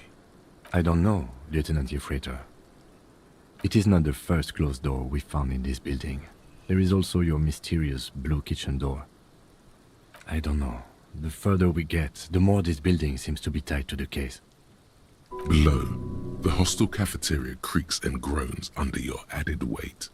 A skeleton of composite support beams and cantilevers. A dull thump. Somewhere inside, a wind brace rattles from the imperceptible motion of the building. The vigilantes, the cadaver, and a number of people connected to the case are in or around this building. This door is part of it. It's not unimportant. I hate it when that happens.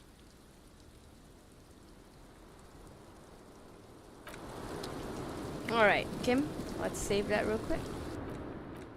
Also, lady, it's raining. You might want to go back in. I'm sure you're smoking. Officer, what brings you up here in the rain? She puts her coffee cup down with a soft ring as the porcelain meets the metal table. This does not surprise her. Did he? I never said he was a good man, or that he had good intentions. Only that he was never bad to me. Where did they get this recording exactly? It's intercepted radio chatter of the deceased, recorded via a de-encryption station. It's authentic enough. Does he say he's gonna do it Soldier of the Apocalypse style? Yeah. That was practically his pickup line.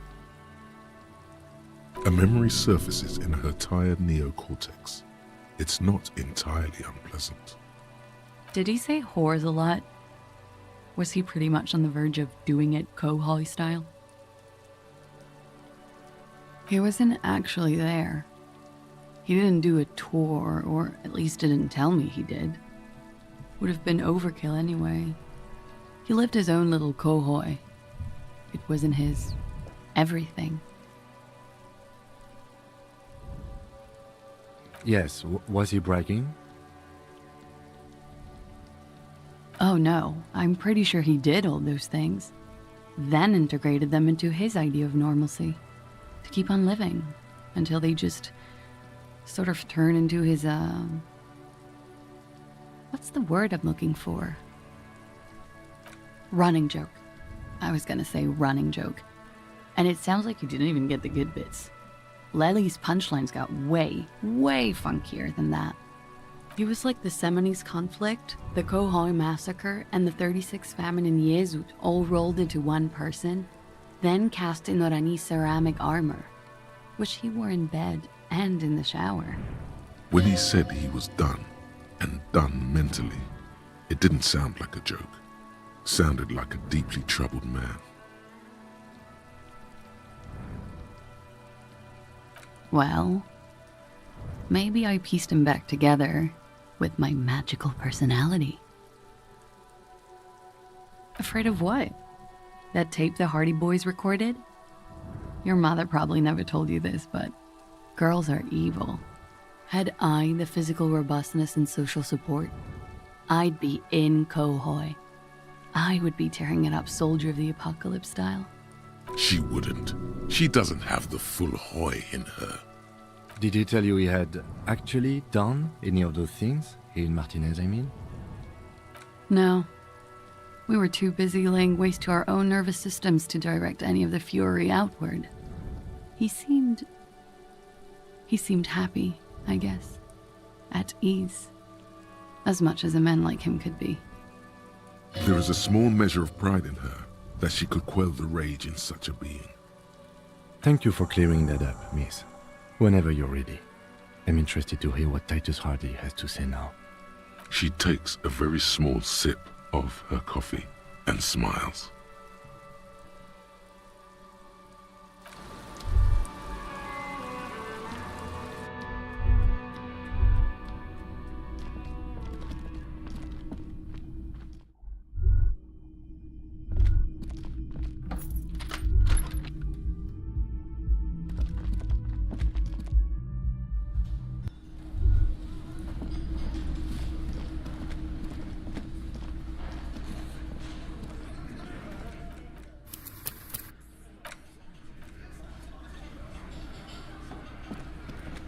It's you again. What is it?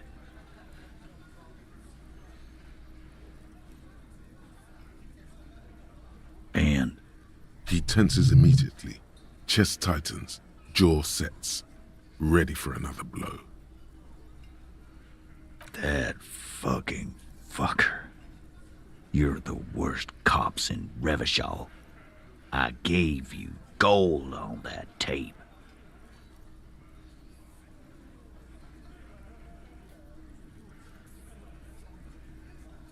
Fucking fuckity fucker. And what did she say then? That it's fine. People are supposed to be like that. Sounds like he wanted it to change her mind about the hanged man. This is definitely personal.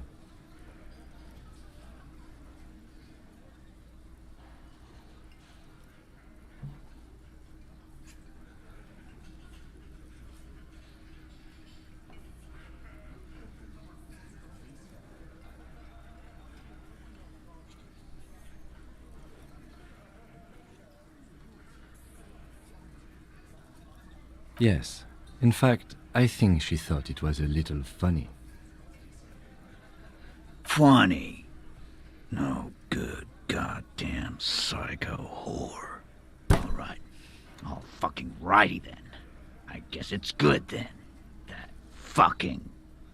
Please try to control yourself in the presence of visitors, Titus. This is just perfect. Just fucking perfect. Any thoughts on this, lawmen?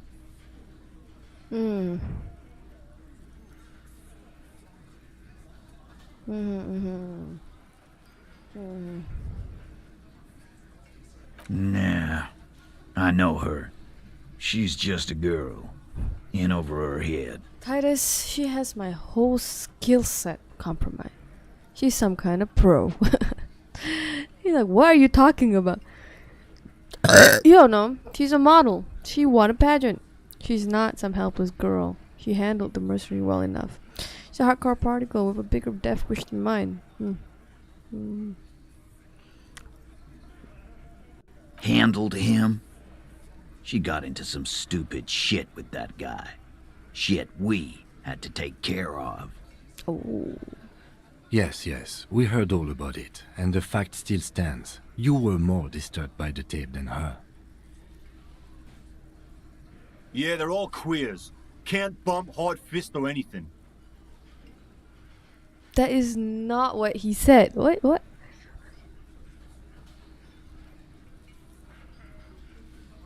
It's alright, Glenn.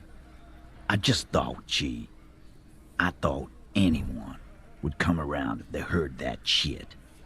Apparently I was wrong. Yeah, that was fucked up.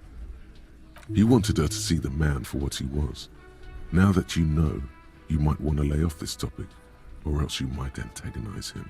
I just got too worked up. Big man lost his shit. It's cool now. I already told you. We fucking hanged him. There's less gusto in his voice now. His men too are growing increasingly silent. Come on, Titus. We know you didn't hang him. He was shot. I know you're tired. So am I. Why don't you just... You know what? I am tired. I'm tired of you and the whore upstairs. Next time you see her, tell her Titus said, "Fuck off!" This is the petulant rage of someone who's at the end of their wits. That lying, scamming. We're done. This is over. You understand? Your little investigation is over. Yeah.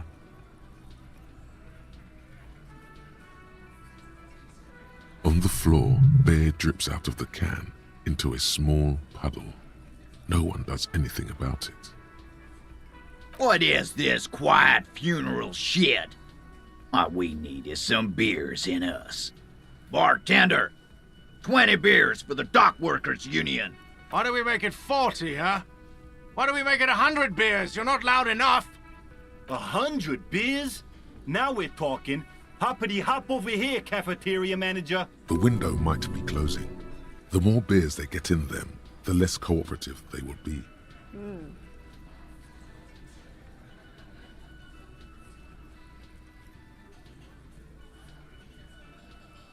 Mentions surreal play. Strange reaction to bullet. Everard asked corporate. Compromise skill set.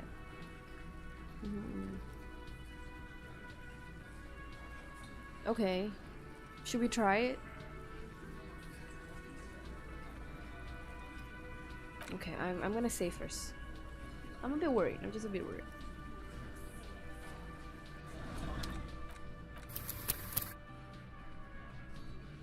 I'm making a new save for this one. And just to be extra careful, I'm gonna put on my rhetoric. I think it was a shirt.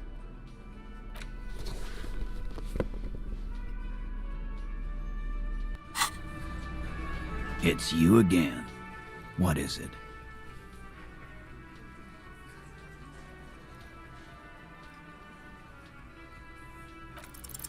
Convince Titus he's being manipulated. You should know by now. Titus Hardy will never falter. But you know someone who might.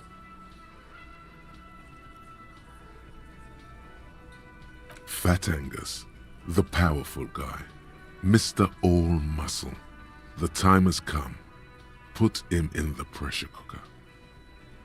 Just remember, it's about more than Glasia. It's about these men and Martinez. Their district. Their responsibility. Outside in the evening light, ruined and old, shadows lengthen on the pavement. A distant gunshot. That's it then.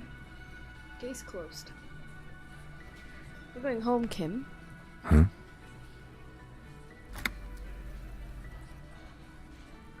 He'll get it. Go on.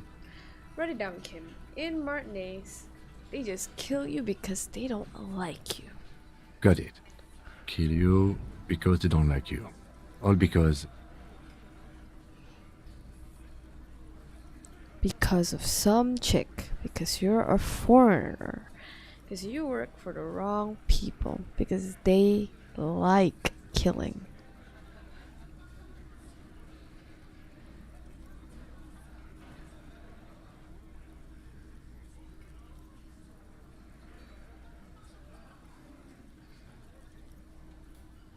Yeah, we liked it.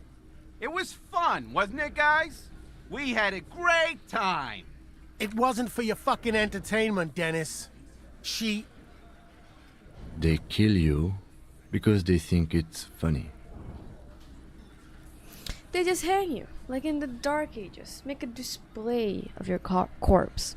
They just hang you, shoot you, whatever. They can't even remember. They just hang you, shoot you, light you on fire. They don't care. This one sounds. It wasn't that. It wasn't. We didn't shoot him. That's it.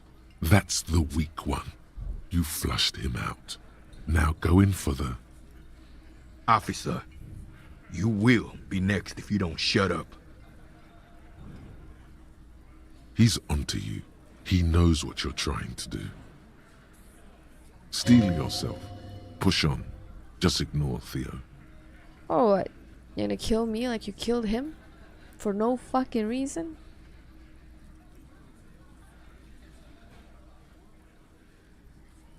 I kinda wanna see. The lieutenant has put down his notebook. His hand is resting on his holster. He gives you an imperceptible nod. What? What does that mean? Go for it. The lieutenant has his eyes set on the fat guy. Push Angus. We're almost there. We didn't kill him. We didn't even hang him. He was dead when... Shut up, Angus! Fatty! Say one more thing to the cops and I'll... Dennis, stand down, or I'll beat your head in. Theo, take your hand off the belt. This isn't 31. I've got this under control. Does he? His closed fist is shaking. It's you who's in control. Let them have their moment.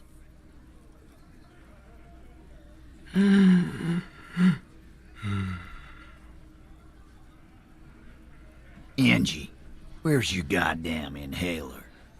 You sound like you're dying. I left it home. I can't get it. I'm too fucked. I'm sorry. Why are you so fucking fat, Angus? Now it's all pointless. Because of you. You wasted my time. I told you, Titus. I told you just give her up. Lizzie, your help is no longer needed here. Go tell Everard. Fine. I'll tell him. After a long walk along the coast. What just happened between these two? You're in. He's all yours. Questions. The lieutenant gives a smile only you can see.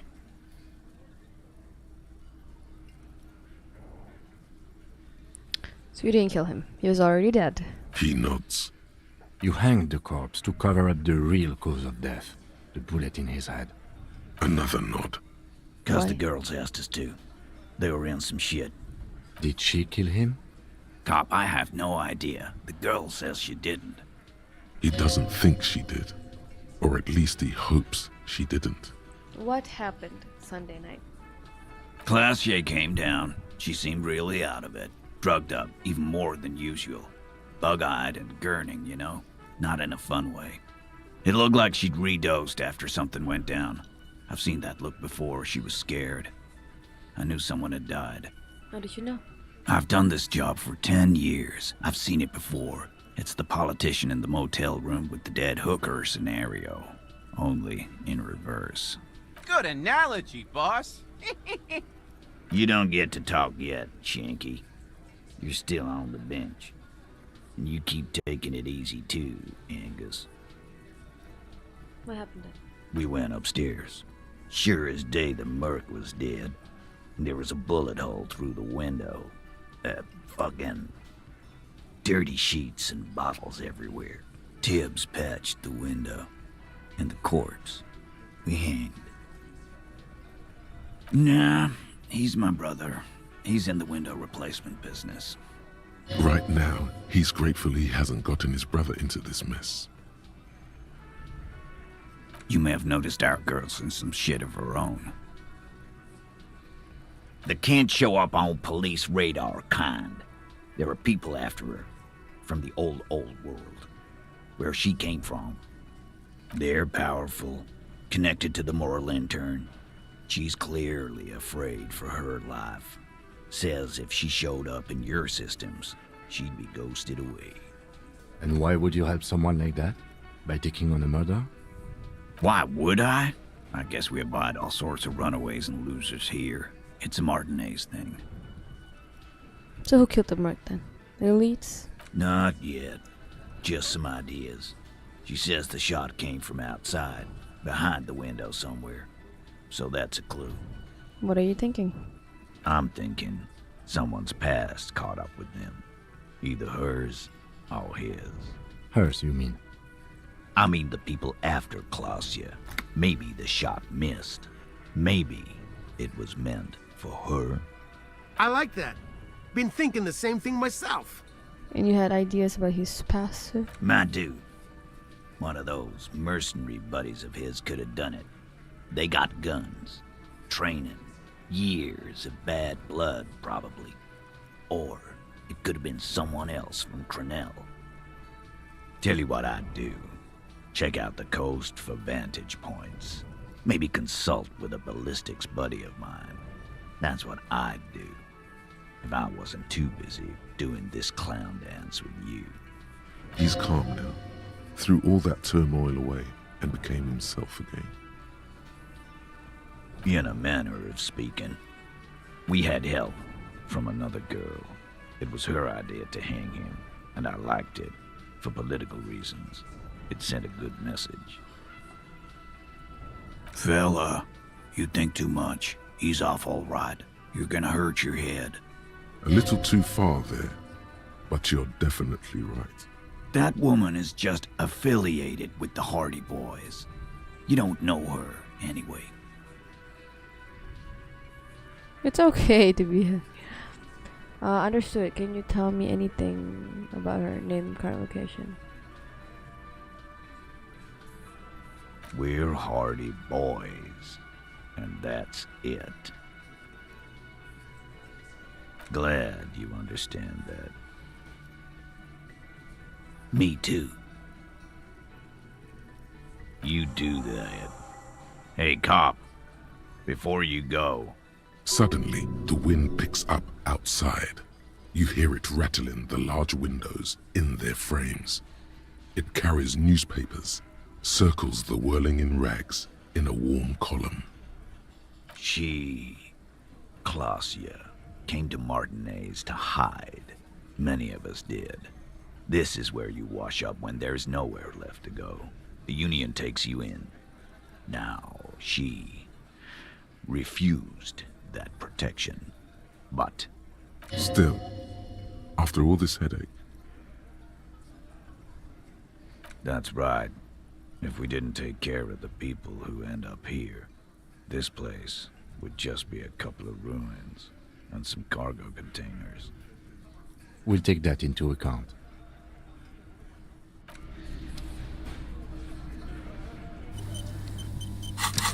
I'm gonna put on my perception boots, and I think that's it. I don't really have any other perception.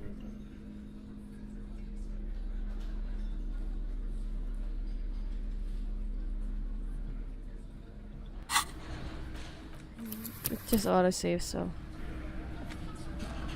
Again, you find yourself looking at that big old window.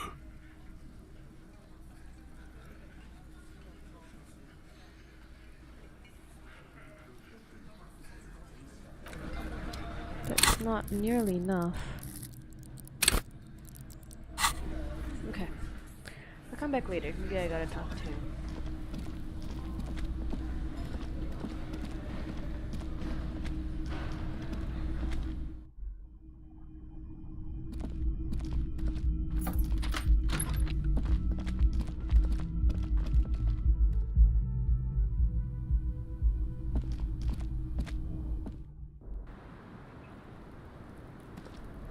It's always good to see you. Something in her demeanor has changed.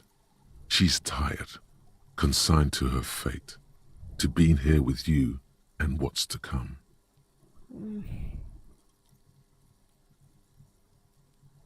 I understand. Just like that. No resistance. Her shoulders are slouched, her feet long and straight. You don't look surprised. You're expecting this. I knew there was a chance you'd get them to tell you. It's what you do. You're the police. For what it's worth, I'm sorry for wasting your time. If you knew we would find out eventually, why did you waste our time? Because of the Hardys. I couldn't just dispense with them. They were only trying to help me. Out of the shit I'd gotten into. Is she implying the Hardy Boys are the law? You're right. There's more. You answer to the coalition government, and by extension, the moral intern.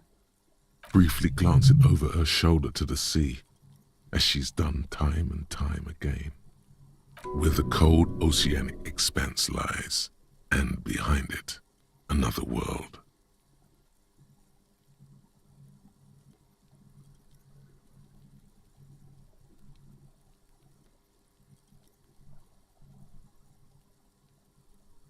You share a database with them. You send people to their courts. Just business, but bad business for some people in the moral intern. If I show up in your records, officer, they will find me. They will... What happens if they do? They will kill me, sir. If you file my name, take me in for questioning, enter me into the moral intern mill, well, then I'm fucked. For nothing. This murder didn't have anything to do with me. Here we go. For once, you seem to have her off guard. What did you do to have these people after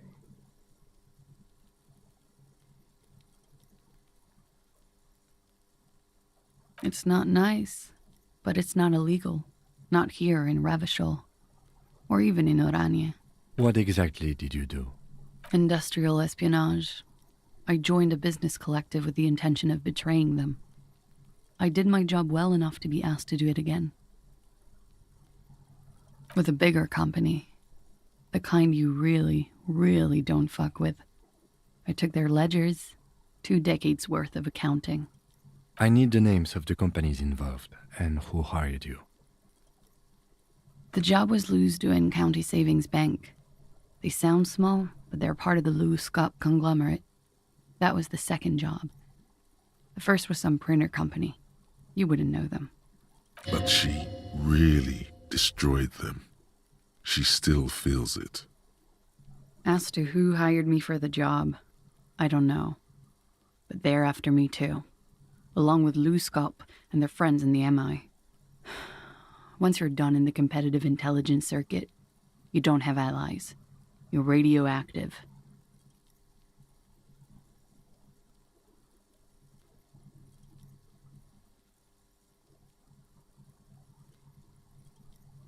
It is.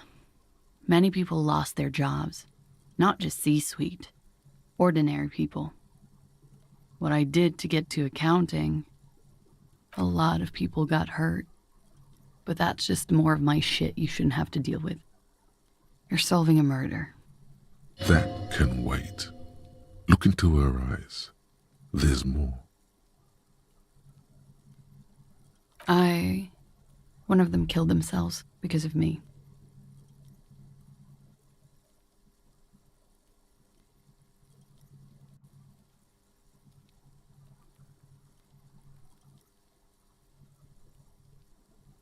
How do you deal with anything? It's all just... How do you do it?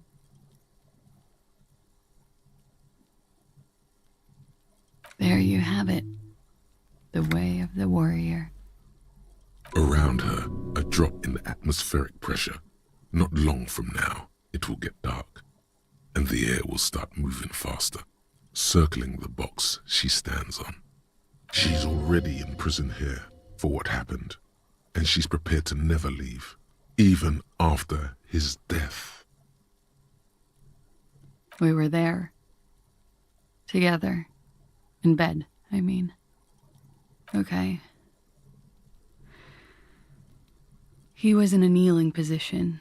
He had just entered me. I was on my back, looking at him. I heard the window behind me shatter, and I turned to look. There was a hole in the glass. I turned back to him. His eyes were looking through me, and his mouth was open. Dumb. I could see. I could... A great pain moves through her, a dark and indefinite wave. She continues in spite of it. I knew he was dead, before he fell down on top of me. You were right. He did enjoy the moment of his death.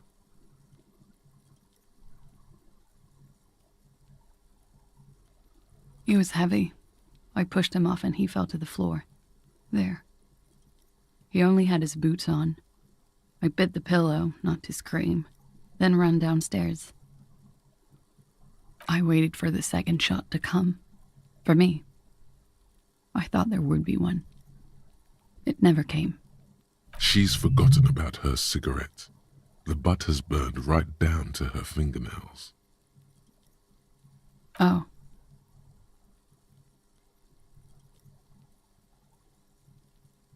So am I.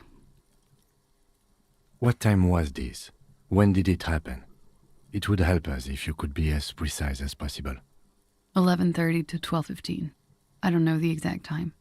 It's okay. Were you inebriated? Not as much as usual. He'd done a line, plus other things. I was drinking. Wait. Titus said she was gurning her jaw off. much more than usual. Oh, yeah. I did one of his lines, just to clear my head. Good thinking. Clear your head. You should clear your head.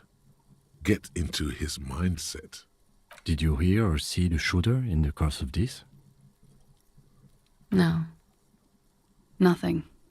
I was trapped. I was stuck in my room downstairs. I got some clothes on and crawled back up, drew the blinds. Blood was coming from his mouth.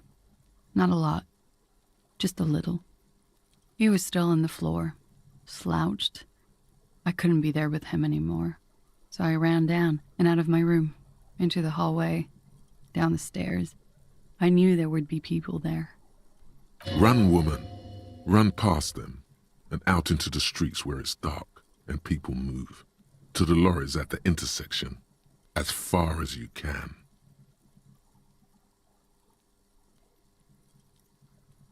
I already ran.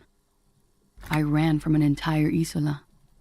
I can't run any further. Not with these people. This is as far as it gets. Sylvie was tending the bar. A lot of people were there. The Hardys were at the table in front of the stage. I think the Union box was full. Ruby was there too. They were having such a good time. I sat down and they all welcomed me. I didn't even have to say anything. Ruby knew something was wrong. Ruby? Ruby. You know, the leader. The leader? Of what? The Hardy Boys. Well, nominally, yes. Ruby's the one they go to when things happen, like things they need taken care of. She's the organizer. This Ruby, in her phrasing, is entrusted with great power. She trusts her. So do the others. Would you say she is the 8th Hardy Boy? Why not? Does she also party with Ruby, however? No. Still, there is something there.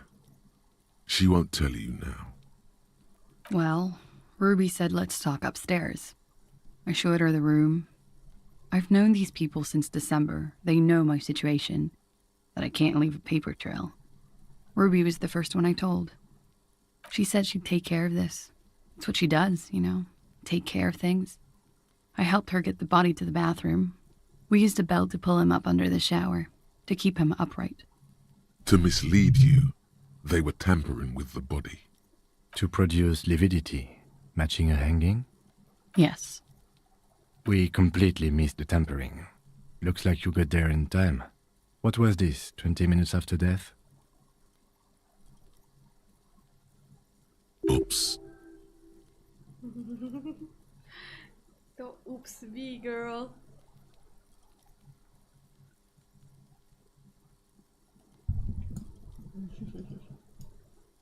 About 20, yes. Ruby explained it would make the blood... You know what he does. Ruby went outside to talk to Titus and the boys. I was just looking at Lely in the bathroom. I had to put his clothes back on. His armor, too. It was tough, but I've seen him take it off and put it on many times. It took Ruby maybe half an hour to come back with Titus. I'd gotten him ready by then. They carried him out. I knew what they were going to do. Make it look like a hanging. Ruby said they would. Ruby said to wait here. She also said I wouldn't see her for a while. That we should lay low or something. So I did. I don't know. I haven't seen her since. We will need to take this question to the Hardy Boys.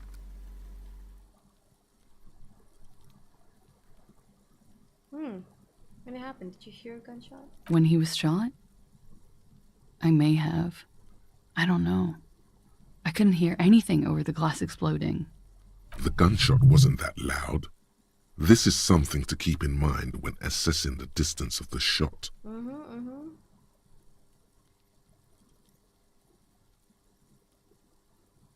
That's the first thing that went through my head when I heard the glass break. I thought they'd found me. They've killed him to punish me. All last week, I've tried not to talk to anyone or be seen with anyone.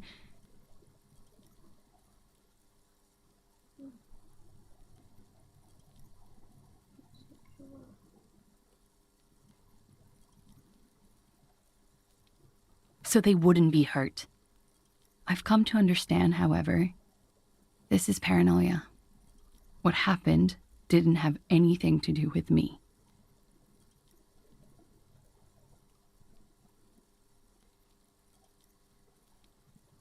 We can't go after loose cap. Not yet. There are other, saner leads. I don't ask you to, Lieutenant. If there's one thing I know, it's that you'll get nothing from there. Because I'm an idiot. Which is an indicator of truth. You have to understand, the people around here, no one was making the call, and he kept rotting. And then they picked his clothes off, and that little fucker threw stones at him. Her jaw is clenched. Her throat moves. It takes all her strength not to cave in and sob. Once. Just one time. He kept throwing stones at him for 3 days. I could hear the thud. Thud. So I called you. I hope with all my heart it's not the last thing I do in Ravishol. Oh God. That was a lie too. Who made the call then? Don't be paranoid, man. It's unbecoming of a police officer. And it makes you sweat.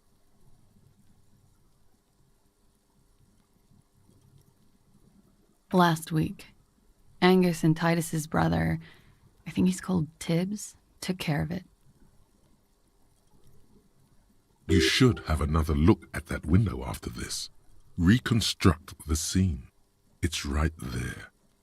Yes, you see the glass sparkling out of the corner of your eye. She nods, silently. She doesn't even smoke.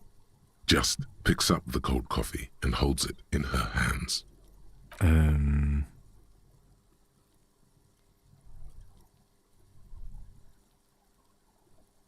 He's thinking, are we done here?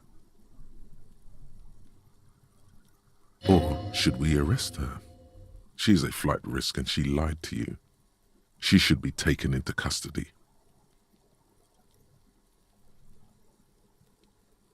Okay. Yes, I should. What is happening to my keyboard? Okay, there you go. First, I will save. And now I'm gonna put on my extra sexy clothes. This is so funny. God.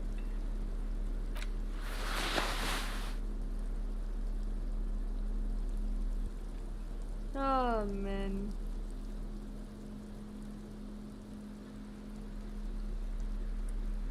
That's a lot of drama already. Do I have extra shoes to make me more dramatic? Guess not. But that's a pretty good hefty amount of drama.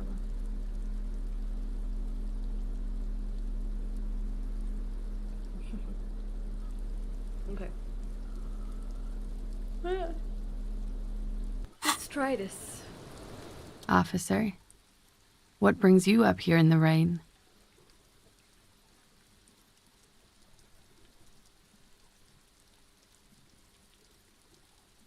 Chewing speck.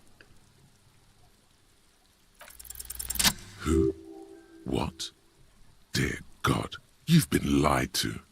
She could have killed her lover and lied to everyone. She's not candid at all. She's smoke and mirrors and willow wisps. She probably didn't give you her real name either. Why would she? Arrest her immediately, before she further entangles you in her web of lies. Take it easy. Don't overcompensate with this course correction. Ask questions first. See?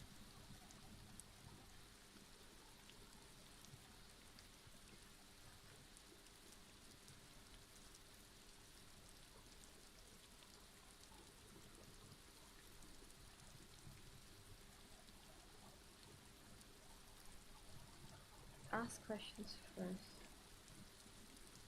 There may be grounds here, at least for an extended detention. This bastion of willpower here, his watchmen have been sleeping too. You can be absolutely certain now, but he's coming around. A little whimper. The young woman hears you. She's looking around.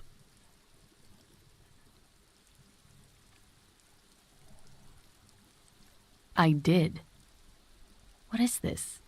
I called your desk or whatever it is. The numbers are all over town. Call 8-100-2 for emergencies. There was an older woman on the other end. It sounded like she was smoking. She took my complaint. She coughed. Anyone could know that, sire, by looking around and calling the desk.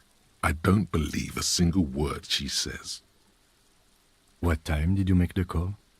Thursday night. It was late, sometime after 12. It checks out.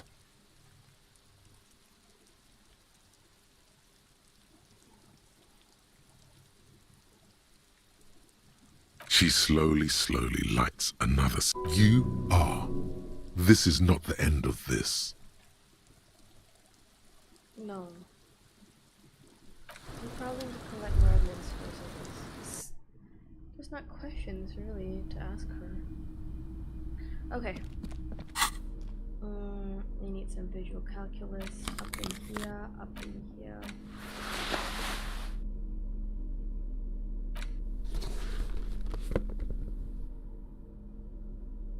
I think that's it.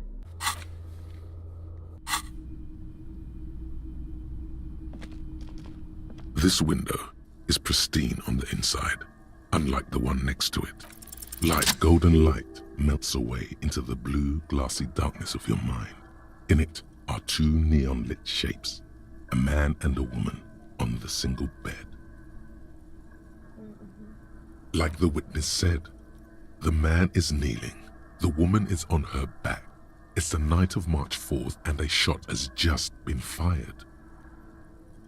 The man looks directly at the woman. The shot's possible directions converge in his mouth, a ray cast from somewhere outside, entering his brain. From the roof outside, location A prime, the glass fractures around the bullet hole, shards face inwards like a corona behind the woman's back. The man does not know the bullet has entered his brain. He never will. Death comes faster than the realization. The ray cast from the man's mouth unravels into a fan of possible directions, all on the roof at first. The shot could have come from any of them. This is composite location A prime, most likely of the origin points.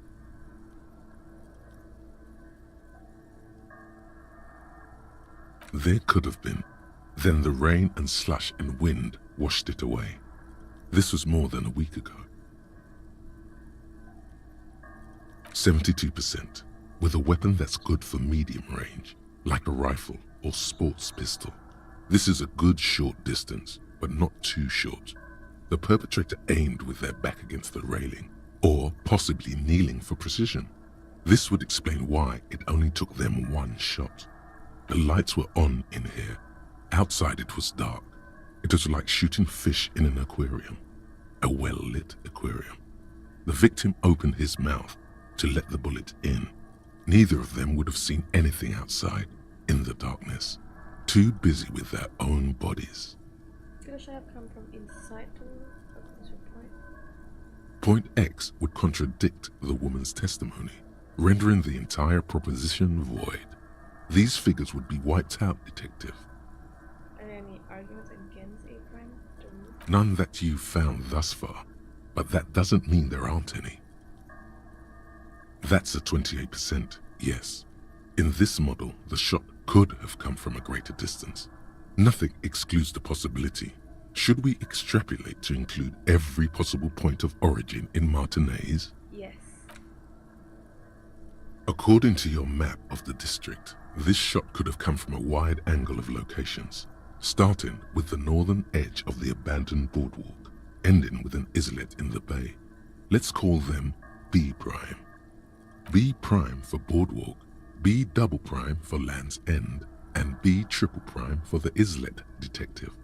They may be 700 meters away. The likeliest of these B positions, 20% chance. A skilled sniper could have made the shot, provided he had a safe sniper's nest. Even with the light on inside, we're talking military training. At that distance, the perpetrator would have had to take wind direction into account. 1.2 kilometers away, the least likely of these positions, let's say 3%. A truly skilled sniper could have done it, possibly from a tent. No, too far-fetched. 1 kilometer away, a point beyond the docks, on an islet in the bay. The fort is ruined, but the perpetrator may have found a stable spot on the beaches surrounding it, where the concrete crumbles into the sea, as you saw in the coin-operated viewer. The shot would have been a small miracle, 5% likelihood. There is an extremely narrow field of view from the bay to the window, between Rue de Saint-Ghislain 10 and 33A. The angle would have been extreme, and access to the islets is questionable. From where, precisely? I see you have given this a lot of thought. Are those the locations you've singled out in addition to the roof? And what is the likelihood, in your opinion, that it came from a further distance?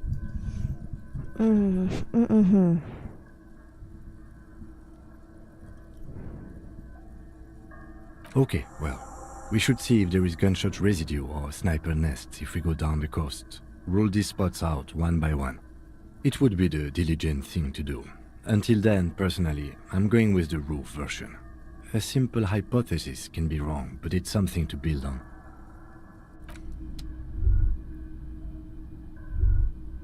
Two neon-lit shapes.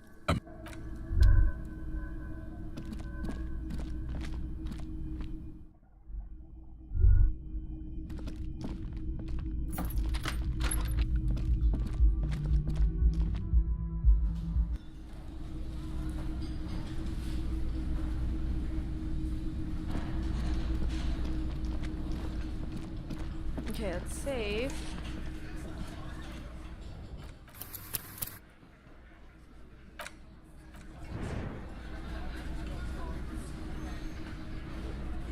It's you again. What is it?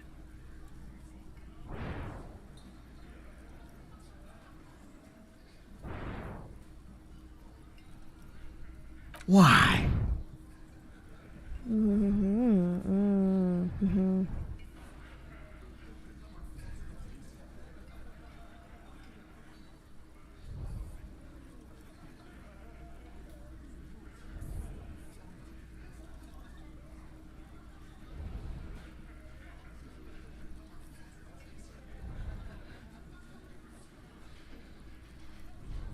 Sounds like you're making her a suspect in this.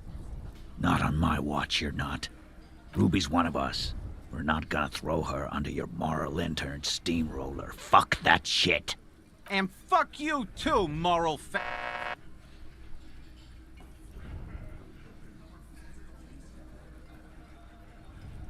Ruby is missing.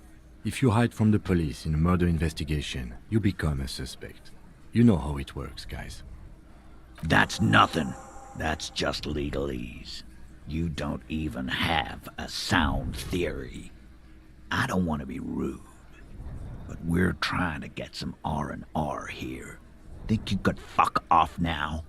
I think we'll keep sticking around, Titus. You'll be surprised at how quickly a theory presents itself if you keep looking. From the corner of your eye, you see a little bird fly into the bush, right behind the window, behind Titus's back.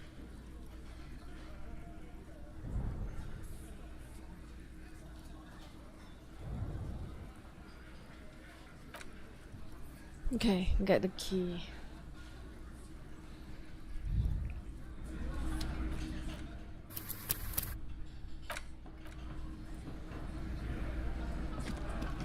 Again, you find yourself looking at that big old window.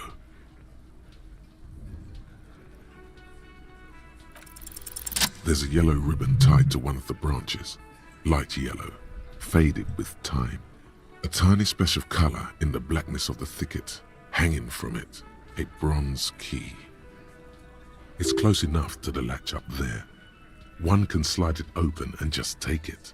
Surely not a coincidence. Huh?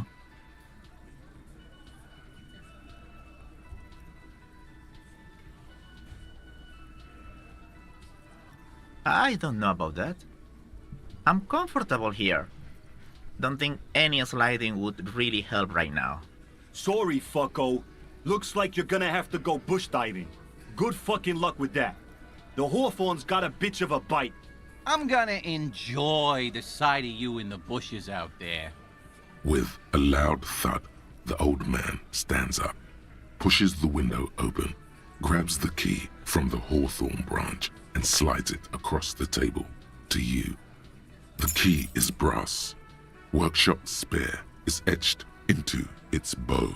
The old man closes the window and sits back down in silence. Come on, man. We were just having some fun. Where's the harm in... I'm tired of listening to your shit.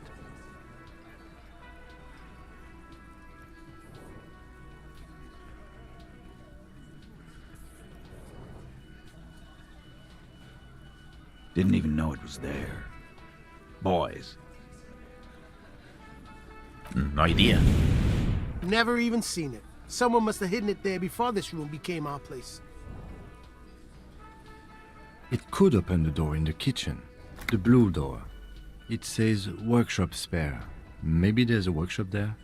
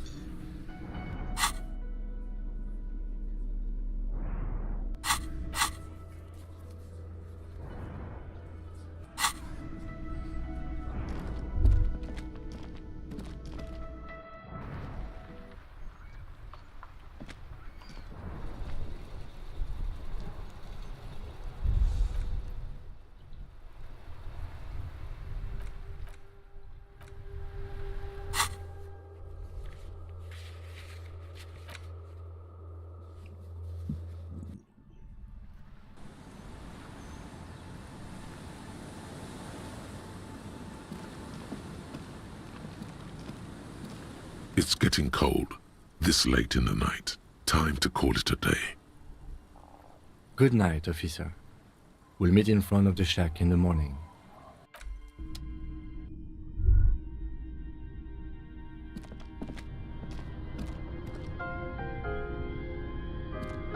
The bed is comforting, if a bit run down. Still, you've earned a rest. The place feels almost like home now, quiet and dignified around you. A new life by the seaside. You're incredibly tired. The darkness and warmth come fast. You're falling asleep. It's easier this time. Drifting off, your head has found a comfortable indent in the pillow. Your legs and your torso feel... This respite, you've earned it, brother. Bask in the darkness. Let it swallow you up and swivel you around while you forget everything you've managed to remember.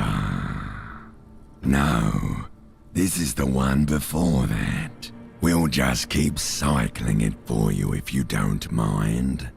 As long as we can. Spin it like black yarn Enjoy it while it lasts. You're welcome, Harry boy. You earned it. After centuries of darkness, the alarm rings. But what's this? You actually feel rested. There's no time to cuddle with your pillow, however, or as much as shiver from the cold. Don't